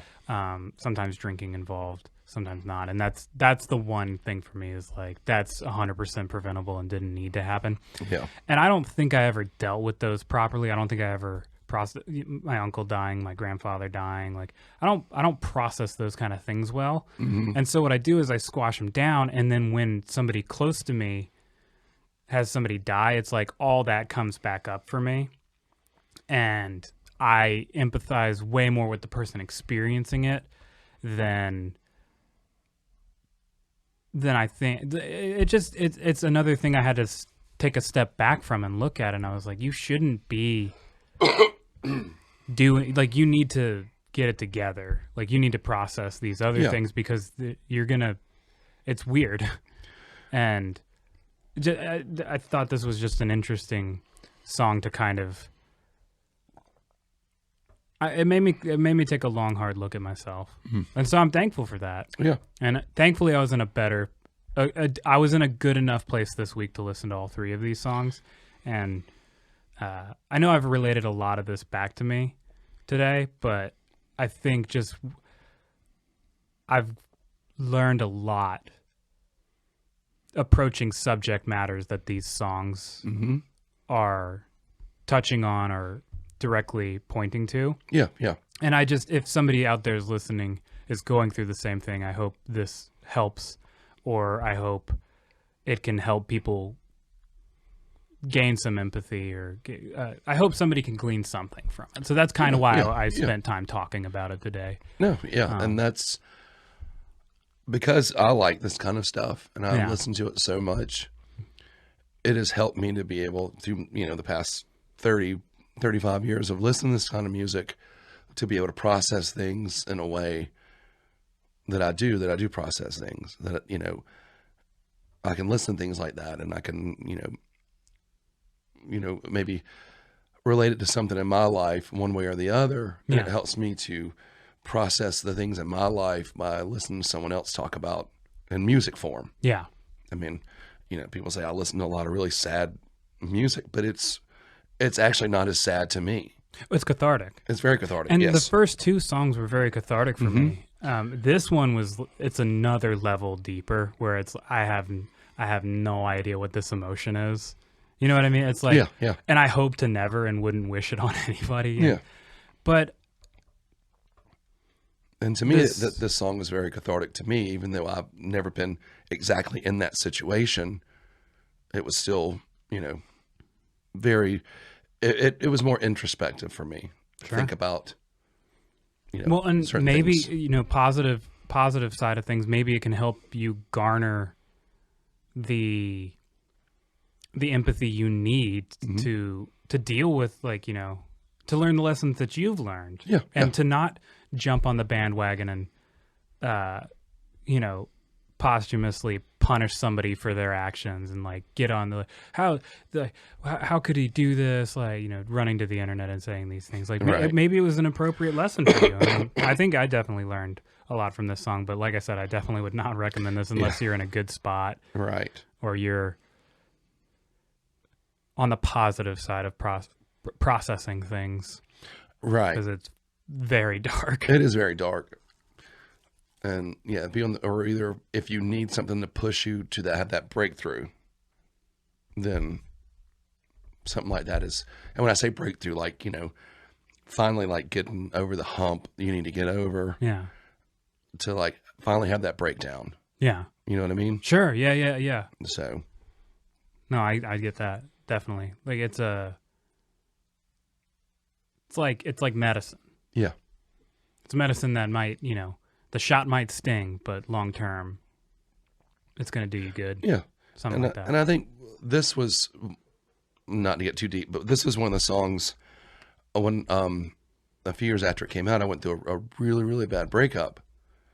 And this song, I was able to relate this song to the end of a breakup. Now, obviously the other person didn't pass away, Right. but what we had together had died, so to speak. Yeah.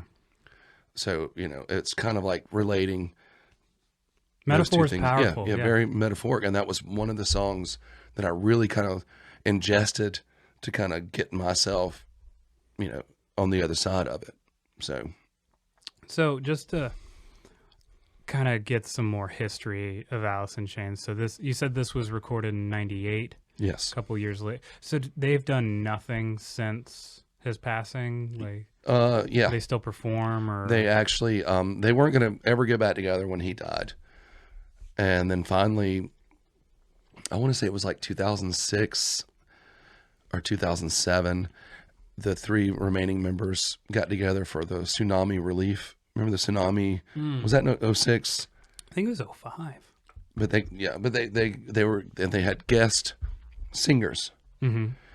And then over the course of like that year, they had a friend of theirs, a guy named William Duvall, and he would come on and sing Lane's parts, and they would play shows, just kind of like, just to play shows. And then they decided to, since they never got to say goodbye to their fans when they broke up, they were gonna go on tour as kind of a tribute to Lane Staley, and they took this guy William Duvall on tour, and they toured for like a year. Well, it kind of backfired on them in a good way. Everyone was like, "Oh wow, these guys sound great. We want more Alice," Mm-hmm. So they made that hard decision because they didn't want to do anything to make money off of Lane Staley being dead. Yeah. They did not want to disrespect the name. They didn't want to disrespect him. I mean, they were hard pressed. They did not want to do it.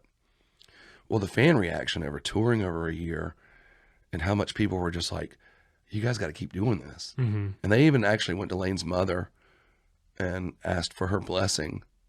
And she gave them her blessing. They hired this guy on as their full-time new lead singer. And then they started recording again. And they put out 3 records since then. And William Duvall is, what's so great about him is he doesn't sound anything like Lane Staley. Mm-hmm. I mean, there's so many bands that their lead singers sound like Lane Staley or try sound like Lane Staley. Like Creed is one of them. Sorry. But, that warling, Yeah. The Marble Mouth. Yeah. Yeah. The Stained, another band that I loathe. How dare you? God, they're horrible. Well, they're horrible. But, What's that lead's name? oh, Aaron Lewis. Yeah. I watched a bunch of videos of him like doing his like acoustic song and like yelling at people in the crowd.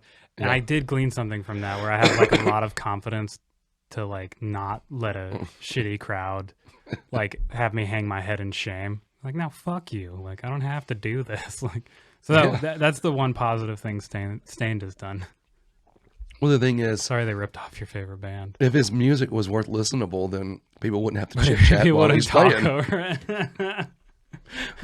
You played in front of enough crowds, Yeah, well, I've definitely felt that before, though, where I'm like, oh, man. When If this was interesting, they'd be listening. when they won't stop their pool game to listen to you play, Yeah. Been there. Sorry about that. I was winning. Yeah, it's a hard sell. I had a lot of money on the table, dude. Sorry. This is 9-ball, not 8-ball.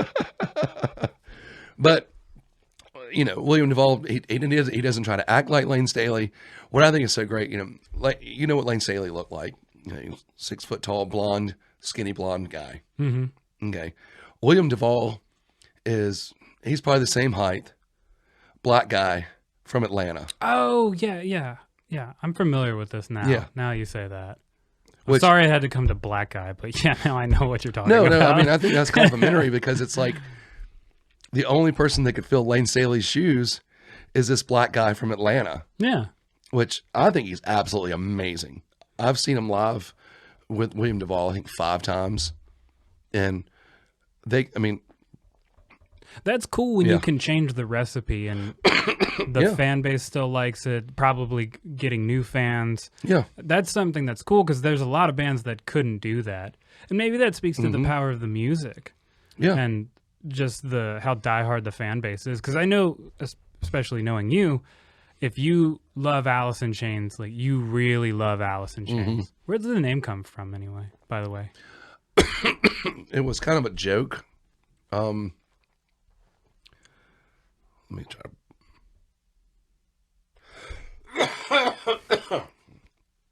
We are not taking a break. Instead of editing out the dead air, I'm just gonna cut in us coughing during times when we have dead air. All right. Anyway, I'm gonna edit that part out. I'm gonna take another read. No, dude, you good. But don't edit it out. Keep it rolling. I might want to edit it out. No, come on. Okay, I won't. It's got to flow. Gonna edit this out? Not gonna edit out. You can edit. These are the CD jokes. Yeah. That was a Mitch Hedberg joke. Yeah. You can edit out the part where I tried to never mind. I hate when you have like the half thoughts that you're like it's like almost there. You're like, this will be good to start saying, and then you realize halfway through like gone. you just need to shut up. Yeah, or you forget. Yeah, that's my problem. I forget.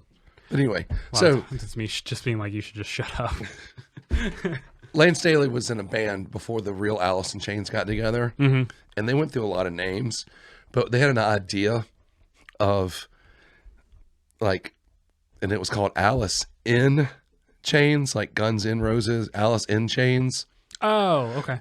Because they thought it would be funny, the image of Alice the housekeeper from the Brady Bunch in like bondage gear. That was like their mindset. I love it. That makes me like that band. So, Plus 10 points. Yes. I like that. they've always had a great sense of humor. As dark as their music is, they are hilarious. But yeah, that was how it initially started. And then when that band broke up, and then what became Alice in Chains got together, Lane came up, said, well, this was an old band. And they were like, well, we'll just go with Alice in Chains. And, you know, it was like such a like tongue-in-cheek like name. And then their music is so like, not all of it's dark, but, you know, it's not Lover's Lane, you know, cleaning the kitchen and taking it to the boudoir music. Ain't Pink Money. No, ain't no Pink Money. Yeah. No, but yeah, that's a brief history of Alice in Chains. Okay, no, I really needed. yeah. I feel like I need to know it because it's not music I gravitate to. Because I mean, would you consider it kind of in the grunge family? I don't know. Like, I always get. I'm always tentative of like talking to people about genres that they're like with bands they're really into, because then people are like, "No, you fucking idiot!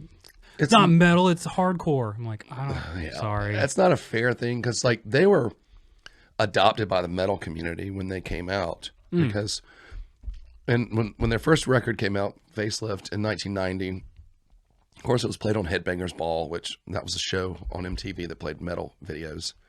And I know you're thinking MTV played videos, yeah. But so there was this big tour that was going on in 1991. It was the Clash of the Titans tour. It was Megadeth, Slayer, and Anthrax. Oh, okay. And they needed an opening band. And they picked Alice in Chains. So Alice in Chains went on tour with these three bands, opened for the fans of Anthrax, Slayer, and Megadeth, who didn't know anything about them. Went through the whole tour. Some nights were good. Some nights people threw stuff at them. Yeah. But they never walked off stage. They never gave up. That's badass. And they earned the respect of those three bands. And that kind of pushed them into the metal community. So I got to tell my Alice in Chains story, please, real quick.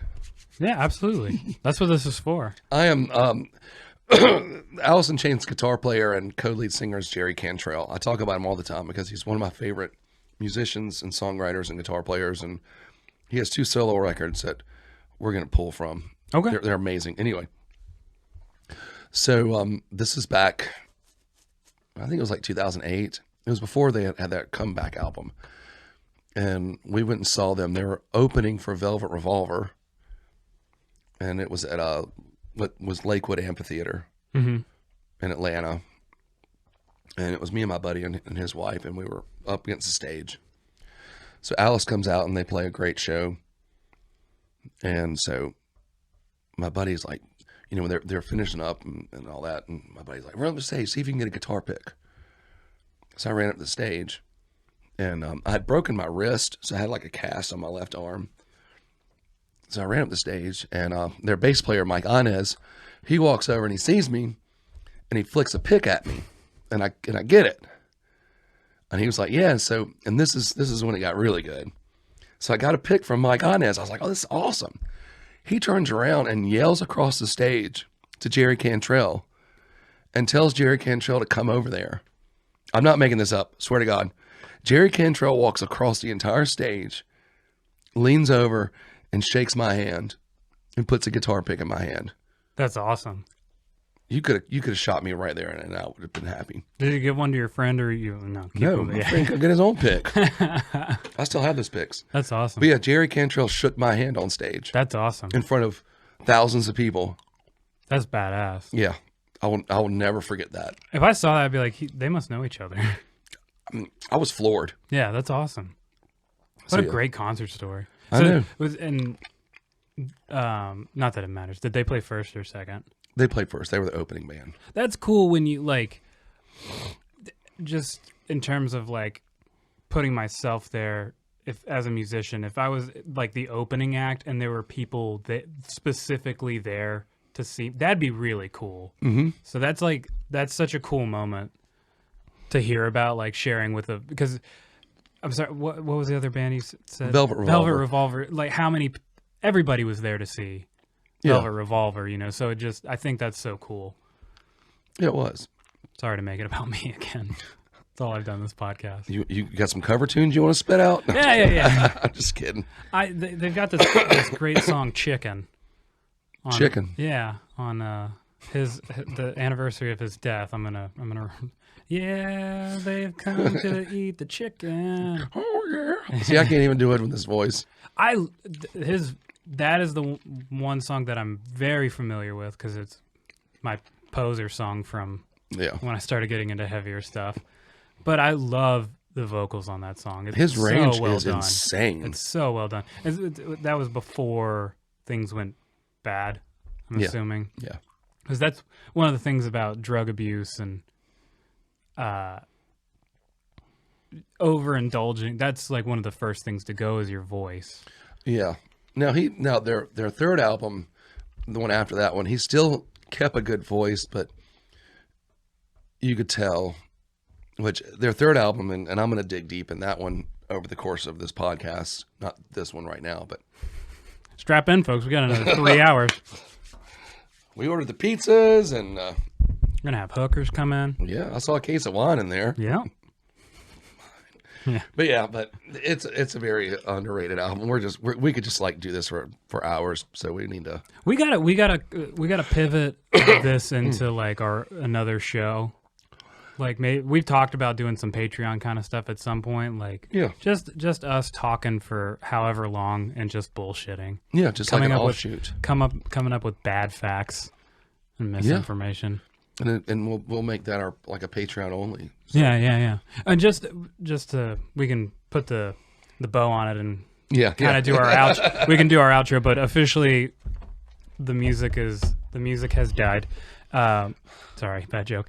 I look forward to hearing more Alice in Chains because I want you to pitch a song that's good. No, I'm just kidding. So mean. No, good thing join me next week on my podcast. No, I'm kidding. Join me next week when Brennan's hanging from the ceilings. I'll be doing a Mr. Wait cover song because that's real easy to cover. I know about 3.5 chords. You've never seen me play guitar. Yeah. What was it? There was some joke from something. I love when I get real vague like that. What did I say last week? A song by that guy. He's real famous. Yeah, that famous guy that did that song. But it was like, I know 3 chords and I'm working on a 4th. It's getting there. Something like that. That song was actually a pretty hard pill to swallow. That was not what would be the beginner's guide to Alice in Chains, but it was fitting for the category. I don't think that's like a beginner's guide to music. You're not going to have any repeat listeners. They're all going to be dead. It's pretty dark and deep and and that's kind of one of the things. There are a couple of things that back into the song. There's a couple of things about the song that stand out to me, namely how tangible it is. Yeah. Even though I don't have an experience like that, I feel like metal sometimes it's like the over playing of heavy that makes it not so much. You know what I mean? So like artistry and creativeness aside, you know, Slayer isn't running around with wearing people's faces. You know what I mean? And Right. I understand it's artistry. I actually really like that song, but this is a song that this is just heavy because somebody is really having this experience. Yeah. For example, to make it about me again, I knew this guy and I was kind of working with him musically, sort of Cautious Clay, kind of, you know, we were just a throwback. We were kind of making music together. We were trying to kind of figure out where it was going. Making music together? Yeah. We're fucking.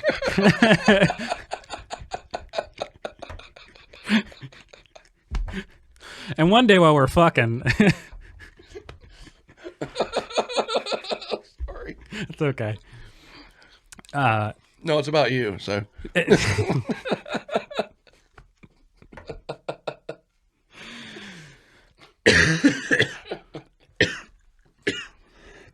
You fucking got me. You know, that totally just cracked up our 3 listeners.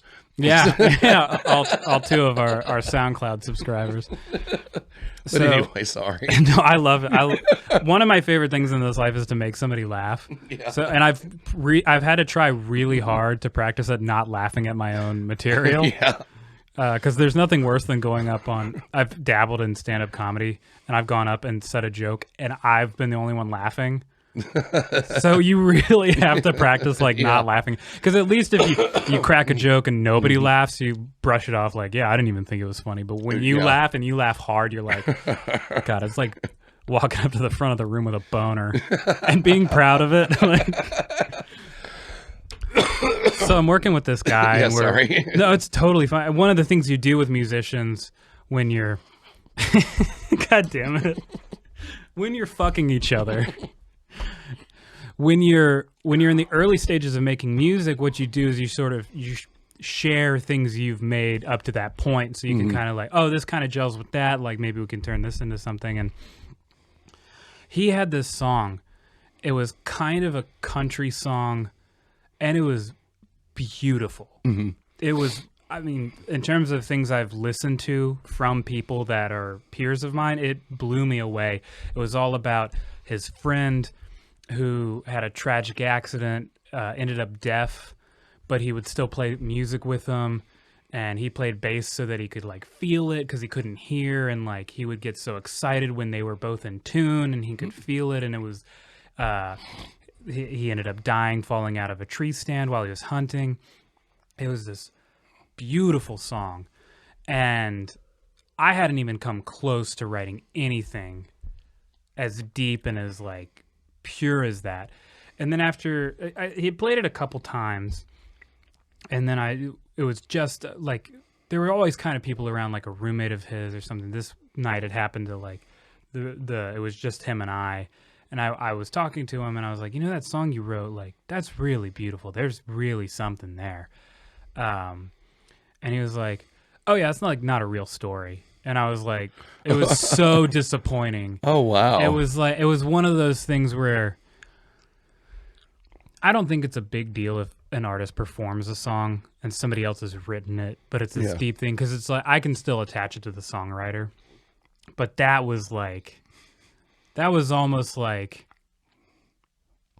I don't know. I don't even know what to equate it to. If we had been fucking, it wasn't him the whole time. It was his friend. Right. I gotcha.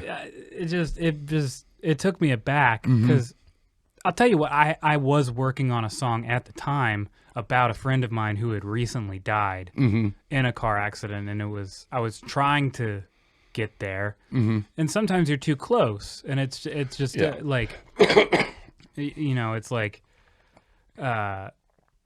talking to friends about a breakup, and you're like, oh, I'm over it, and you start noticing how you're talking about it, you're like, I'm very clearly not over this. Yeah, it's obvious, yeah. So that's just kind of what I see in this song, is like, it's that, but it's real. Right. And that's why it's so hard. Yeah. It's about as real as it can get. Yeah.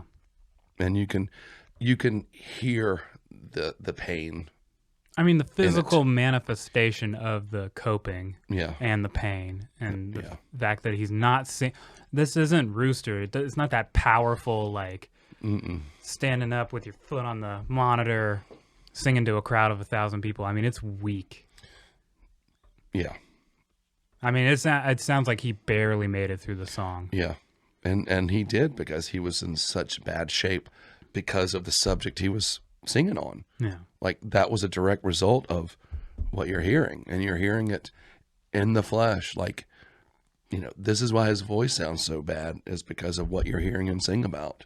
And I think the sadder thing is that there's no sort of, like, a lot of times to make it about me again, I think a lot of times if you are over something, if you have dealt with it and you start writing about it, you can have sort of a redemptive gleam to, like a shimmer to it. Yeah, yeah. Like there can be, like, there's a little hope in there. There's no hope in this song. This song is like, there's no catharsis. There's no, like, she's gone, but I'm looking, it's a new chapter. Like, not that the day after he should have been like, all right, hitting the singles bar, but no, there was no happy ending. You know, even a couple years later, to just still, like, this is a downward spiral song, and all you get from it is like, there's more down spiral to come. There's no uplift. There's no, like, but maybe there's happiness for me somewhere, and I just have to work really hard for it.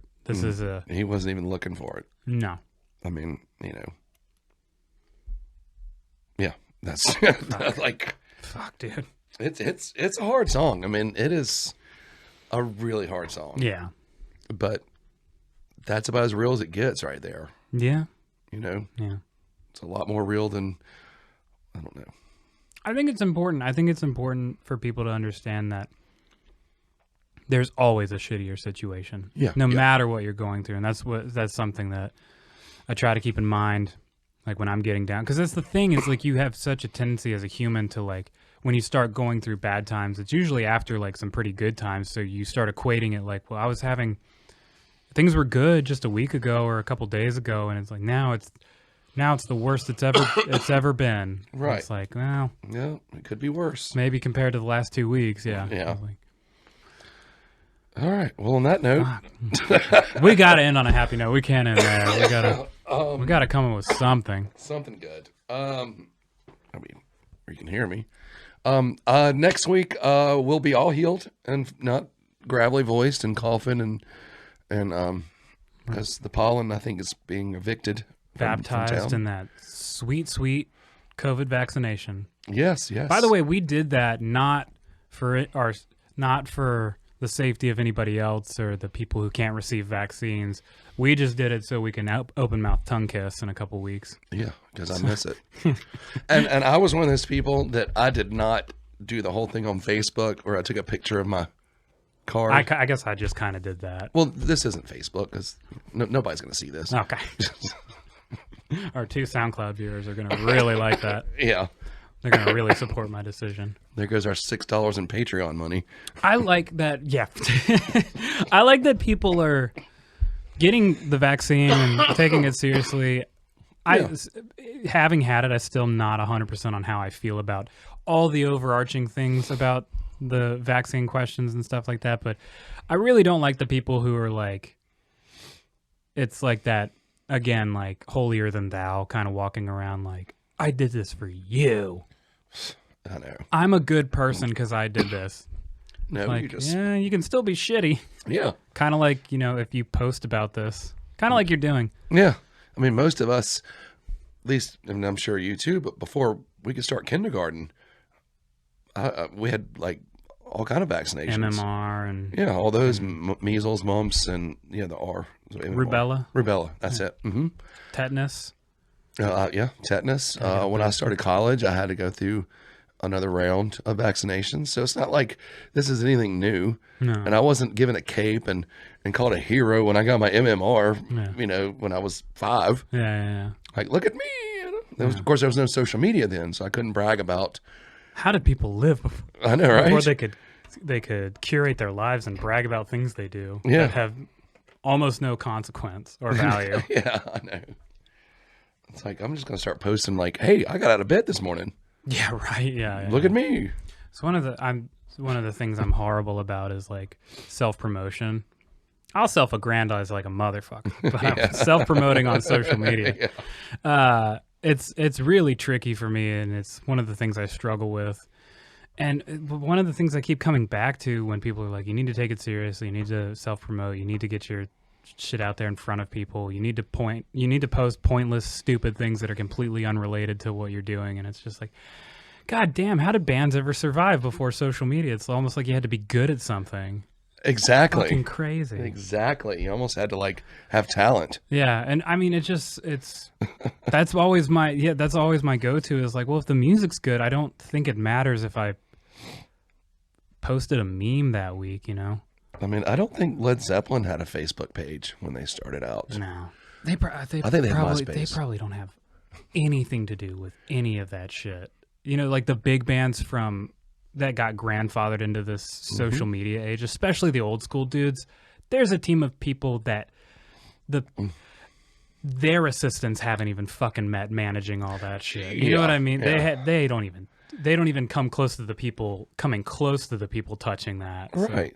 Black Sabbath didn't have a Facebook page. Yeah. By the way, they need to thank Post Malone for putting them on play, keeping them relevant. It's not even like being like, it's not keeping them relevant is actually a point of view, but one of the like the people that are like for making them relevant. That's the hard. That's know your history. I don't know mine. Yeah, you will. Yeah. I will teach you, my young. That's my young part of the apprentice. reason we started this podcast. I will be your Obi-Wan. Yeah, I'll be your Spock. Okay. and then we fuck. That's only going to be on the Patreon. Yeah, we fuck. YouTube has guidelines. We get so many complaints. Wait, this isn't OnlyFans? I've been thinking about doing an OnlyFans, but so apparently there's this like famous teen actress. I don't know who, Bella Thorne. I don't know who she is, but apparently she like did a big gotcha for her she started an OnlyFans. So, you know, all these prepubescent fuckboys out there were like, oh shit, Bella Thorne's gonna get naked. So they subscribe. Apparently it's like Instagram, but you pay and it's like sex work. Yeah, I've just kind of figured out what it was. I've heard about it and I had to like Google it. Yeah. Like figure out what it was, and it was just like, okay. I mean, but apparently there's like she has no sexual content on it. She just made a bunch of money from people like, I mean, more power to her either way. Yeah. Make that money. Trick them. Yeah. I like how we've, in terms of like global economics, we've moved through so many different phases that now we're basically back to the barter system. Pretty much, with our genitals. Yeah. Hey, if you pay my rent, I'll show you my dick. But you gotta be famous to cash in on that. Yeah, I mean, you gotta have people actually wanting to see your penis. I've got that. I keep trying to show people mine. I got that deal at home, and she still isn't paying my rent. Yeah, so. right. I got somebody who has active access to it, and she doesn't want anything to do with it. Yeah, ditto. I'll put on. She'll hear the opening riff to Leave the Door Open. Dun, dun, dun, dun, dun, dun. No. Clean the kitchen first. Yeah, clean the kitchen. I don't hear those dishes getting done. Shit. Oh man. Oh, I did want to tell this gross ass story. It's a positive note to end on. Okay. So, I was bartending for this party. For those of you who don't know, I'm the scourge of society. I'm basically Tyler Durden from Fight Club, without all the good looks. If there's clients watching this, without all the pissing in your soup, I don't do that legally or morally, just for that. Anyway, but so It was a party, and the average age of this party was 75, and this woman who, I don't know how old she was, but it was her last party, and she. You're gonna cover some of her songs on Facebook? Yeah. Sorry. Well, judging by her age, it wouldn't be anything. It's her catalog has been canceled. So, but she walks up to me, and she's decked out in old lady accessories. You know, she's got all the bracelets. She's got this old school dress on, hair. Whatever's left of it is done up in this, like, I mean, she must have used 2 cans of hairspray to get that thing together, and she's got lipstick, like, globbed on, and she walks up to me asking me a question, but she had taken an hors d'oeuvre, like a crackery kind of hors d'oeuvre, so she has crumbs all stuck in her lipstick. She hasn't swallowed what she's done with. She's like got lipstick on her teeth, and she's just like walks up to me and she's like asking me a question like this. She's like, do you know where they'll be serving? And I just like, I can't do stuff like that. It's weird what I can tolerate and not tolerate. Like I can watch somebody throw up and I don't get the urge to throw up most of the time. I can look at pretty gross stuff and not have a reaction to it. But when it's like spit and like mouth stuff. Yeah. Like if somebody if they intentionally like drool, like I wanna throw up. I don't know why. So this was like a real bad moment because I'm holding a tray of wine and champagne and stuff like that. And I'm almost vomiting into the tray of drinks that I'm holding. I'm just like, I think it's over there. And I just like to keep it together. Oh man, it was such willpower. It was so fucking gross. So gross. Oh. Old people need assistance to just Yeah, they do. and the people come into these parties, they can afford it. Yeah. Just somebody to wipe their shit. Ask questions for them. Yeah. I had a joke, but I'm gonna leave it be. Okay. It was like one of those line stepping. Yeah. So What old people have you dealt with this week? Just myself. Yeah. That's it, other than, coughing and passing out Yeah. over the course of the week. I still think that's so fun. I'll just hold my breath. Yeah, I mean, Then I won't cough. Yeah. I also won't breathe. I won't breathe. What's the worst that could happen? I have to pick myself up off the floor. Yeah. Or my wife has to pick me up off the floor. Dude, I hope it passes soon. Yeah. Thanks for coming in and doing this. I know it's rough on days like this. I'm on the tail end, and like I was telling you, I sound a lot worse than I feel. I feel great. Like physically, I feel amazing. Yeah. I'm in the tail end, so I lost my voice. I still got a little bit of cough left, and then I feel great. I mean. Yeah, otherwise, yeah. Yeah, I mean, so. Same. That's kind of where I'm at. Yeah. Trisha's like 2 days behind me, so she's not feeling so hot, but. I mean, she still better clean the kitchen, but kidding. It's a good note to end this podcast. Yeah. Dude, thanks for coming in, bro. Yeah, man. Till next week, my friend. Rock on.